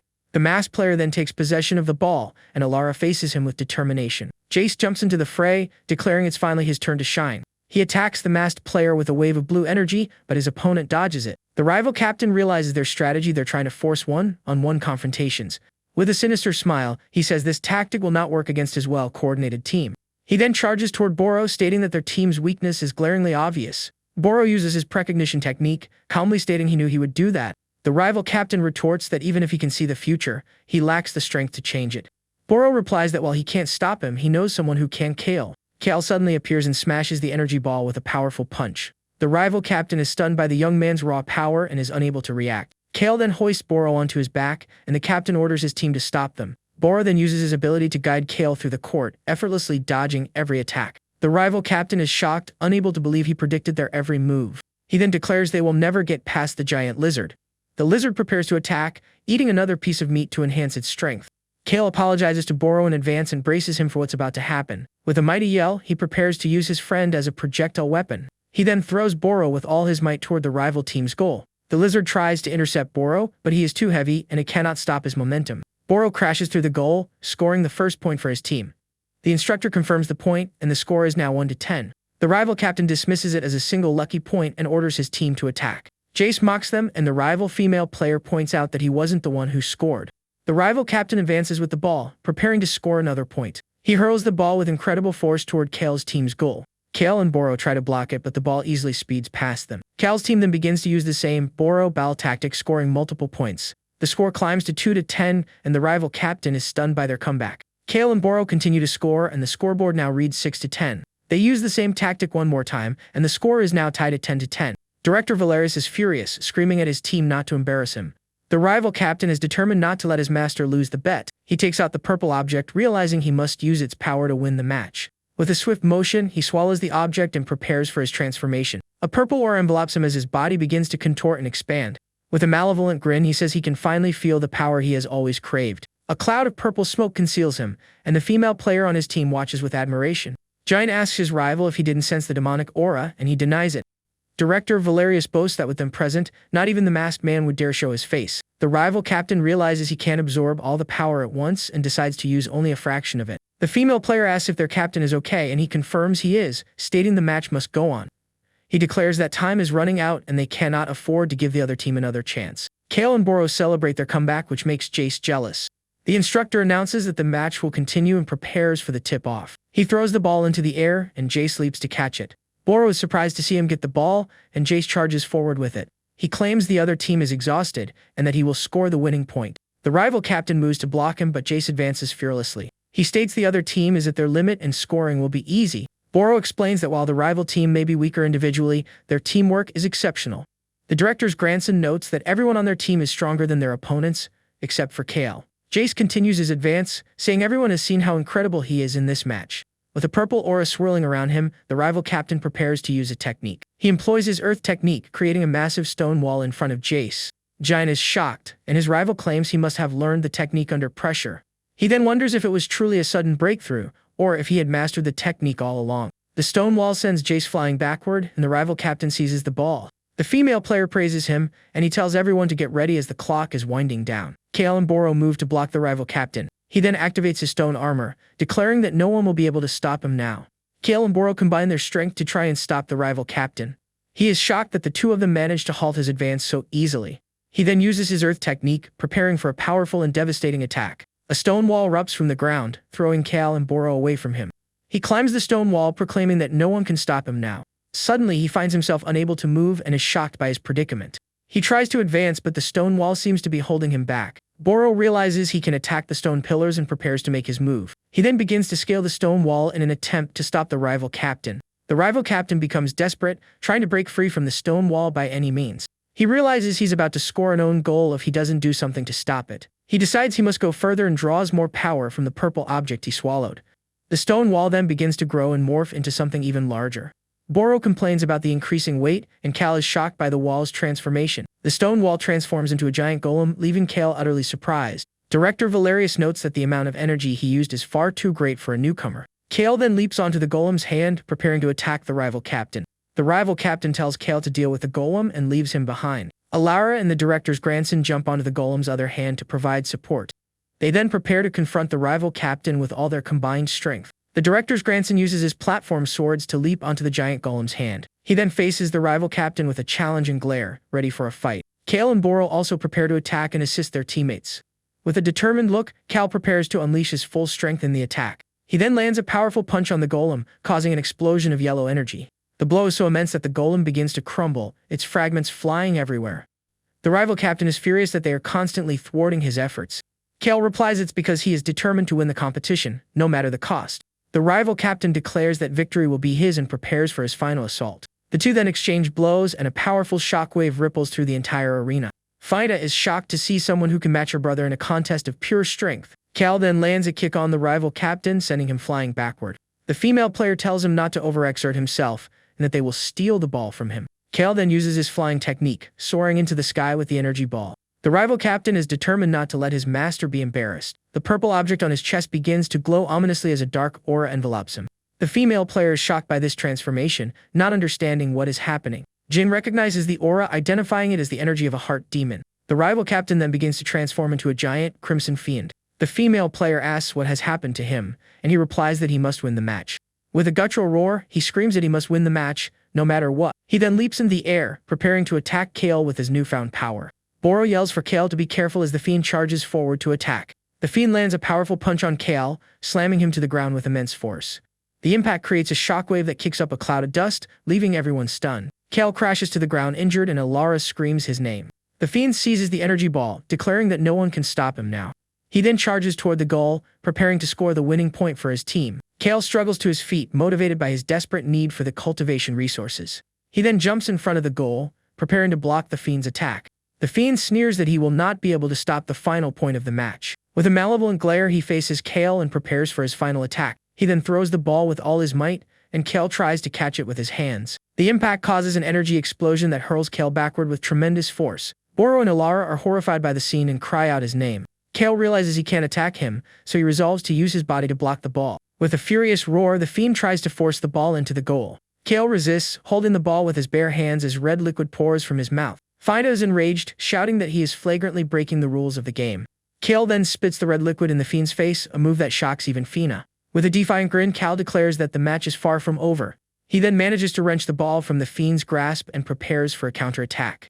The fiend is stunned by the young man's strength, unable to believe what just happened. He wonders if Cal's energy is somehow greater than his, even in his transformed state. With a final desperate cry, Cal prepares to throw the ball with all his remaining strength. He then hurls the ball, which flies like a comet toward the rival team's goal. The ball moves so fast that the other players don't even see it zip past them. The impact causes an energy explosion that completely annihilates the goal and the wall behind it. The other students are in disbelief, saying not even a high-level cultivator could achieve such a feat. The ball then detonates, destroying everything in its path with unimaginable force. The instructor announces the point, declaring the final score is now 11-10. Cal's team celebrates their hard-won victory as the fiend glares at the young man with pure hatred. Defeated, he murmurs that he can't believe he lost in front of his beloved master. Cal asks if they won, and Alara tells him not to worry about that right now. Jain notes that his rival student has been completely consumed by the heart demon. Suddenly, Director Valerius coughs up a large amount of red liquid, which concerns Jian. He wonders how his student could have fallen so far, despite his strict training regimen. Jane suggests that perhaps it was precisely because he was too strict. The fiend wonders if he has disappointed his master and seems heartbroken by the loss. He then looks at his hands, seemingly unable to accept the final result of the match. With a cry of rage, the fiend clenches his fists and prepares to attack. He then unleashes a powerful red aura, forcibly advancing to the golden core stage. An intense light radiates from his chest as he prepares to attack with his full power. Jane states that he is beyond saving, and Director Valerius coughs up more red liquid. He then asks the muscular instructor to contain the fiend while he tends to the director. The instructor rips off his shirt and prepares to face the demonic creature. He charges toward the fiend, announcing he will demonstrate the power of his sacred body. With a grin, he says he will show him the true strength of his human punching bag physique. The fiend glares at the instructor with its glowing red eyes and prepares for combat. He lands a powerful punch on the instructor, but the man doesn't even flinch. The instructor is thrown to the ground but gets up as if nothing happened. The fiend insists the match isn't over and that he must continue to fight. Alara remarks that she never expected the rival academy to harbor a fiend. She declares she must stay to protect Kale and looks at him with determination. The other girls agree that they will also stay and help protect the young man. Fina gets annoyed with the pink-haired girl, telling her not to call her by that nickname. The fiend glares at them, asking if they truly intend to stand in the way of his victory.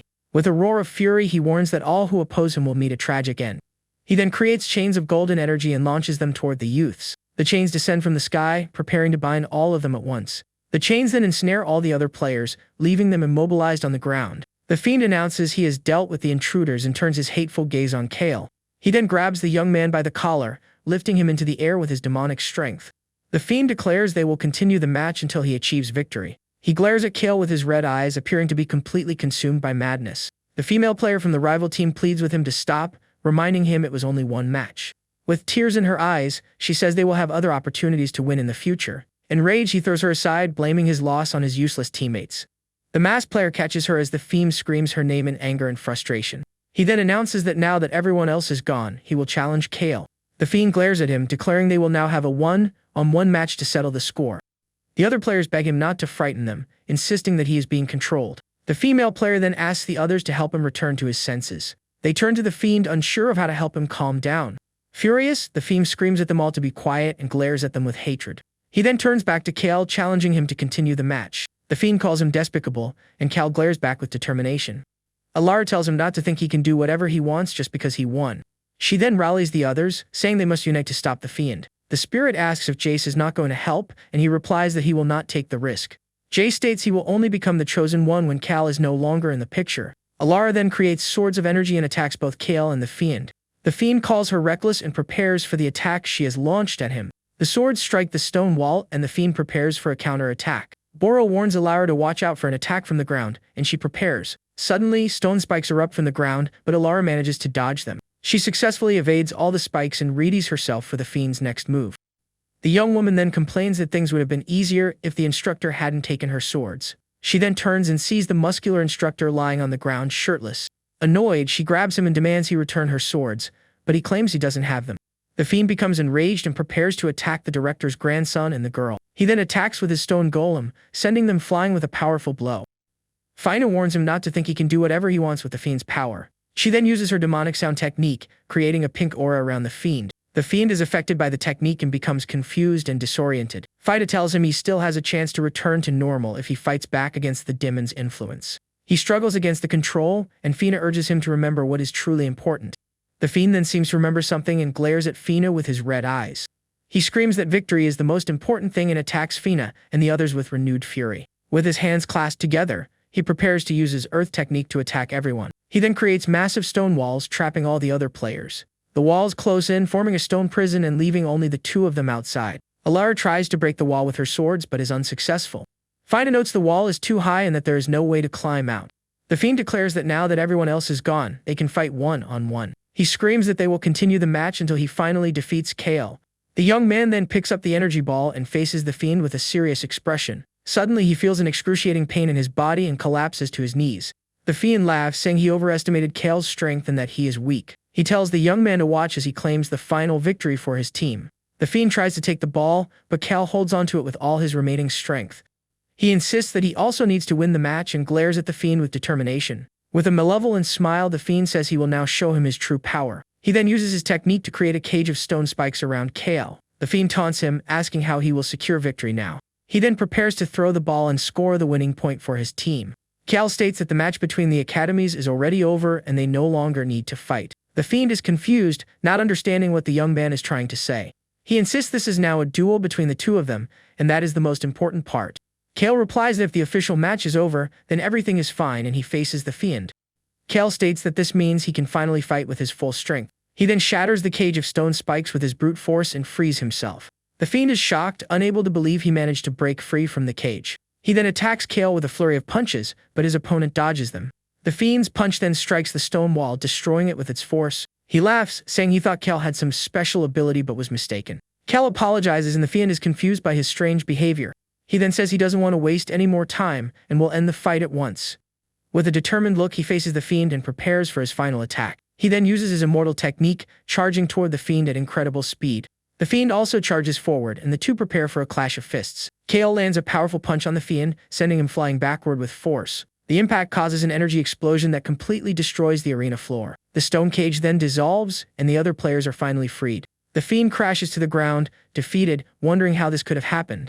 Kale then punches the ground, shattering it with his impressive strength. The other students are in awe, wondering what kind of technique he used.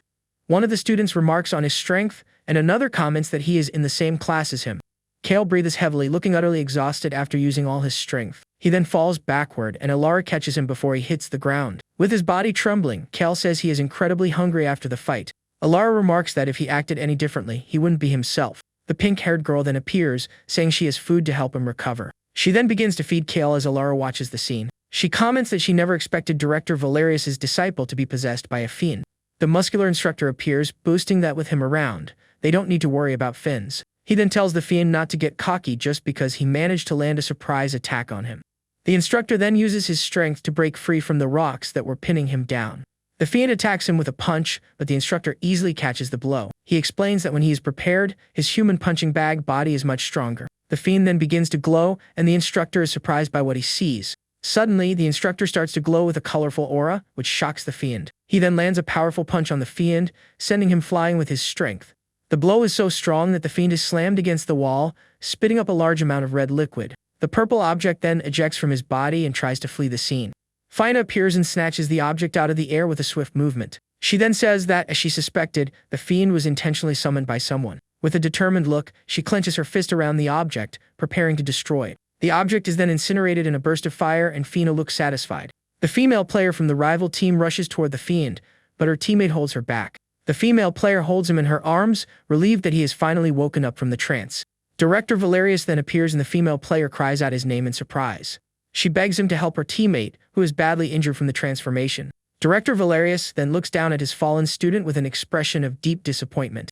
Angrily, he asks why his student resorted to such measures, and the young man looks at him sadly. He says he didn't want to lose or disappoint his master under any circumstances. Director Valerius reminds him that there is no turning back after taking such a step. The young man says he knows, but he couldn't bear to see his master lose the bet. Director Valerius states there is a reason their academy has always been inferior to the other. He then orders the other players to take the girl away, and they reluctantly obey. Using his earth technique, he creates a stone sword and prepares to strike. He says that out of respect for their relationship, he will give the young man a swift end. With the sword in hand, he asks who gave him the object and prepares to attack. The young man then reveals that a masked man gave him the power pill. Giant confirms it was definitely the fiend, and his rival looks ashamed. Director Valerius says that in the next life, he will teach his student the proper way. With tears in his eyes, he prepares to end his disciple's suffering. The other players scream for him to stop, but he doesn't seem to hear them. Suddenly, Cal appears, catching the sword with his bare hands and saving the young man. Director Valerius is stunned, unable to believe it was Kale who stopped him. With a determined look, Kale prepares to face the rival director. Director Valerius wonders what kind of monster the academy has created to possess such strength. Kale apologizes, saying he got carried away, intervened without thinking. Director Valerius asks why he stopped him, especially since the fiend wanted to harm him. The young man replies that his opponent only wanted to win, not to hurt anyone with his power. With a smile, he says it's not right to condemn someone just for being competitive. Director Valerius then punches the ground, preparing to concede his defeat. He announces that he has lost completely and will honor the promise he made. He then declares that from this day forward, his academy will become a branch of the other. The other students are shocked and then erupt in cheers, celebrating the news. Director Valerius says they can take care of his disciple and prepares to depart. The female player asks why he is leaving, and her teammate tells her she doesn't understand. He explains that the director is actually protecting his disciple, and the rival director sheds a silent tear. Jane places a hand on his shoulder, and the rival director turns, confused by the gesture. He says he doesn't need pity and that Jane can do as he pleases. Annoyed, Jane kicks him, clarifying he wasn't trying to console him at all. He then thinks to himself that now he has another unstable element the academy to worry about. He states that since the rival academy is now a branch, they must follow his orders. With a serious expression, he prepares to issue his first command as the general director. He then orders the entire rival academy to relocate to his academy's campus immediately.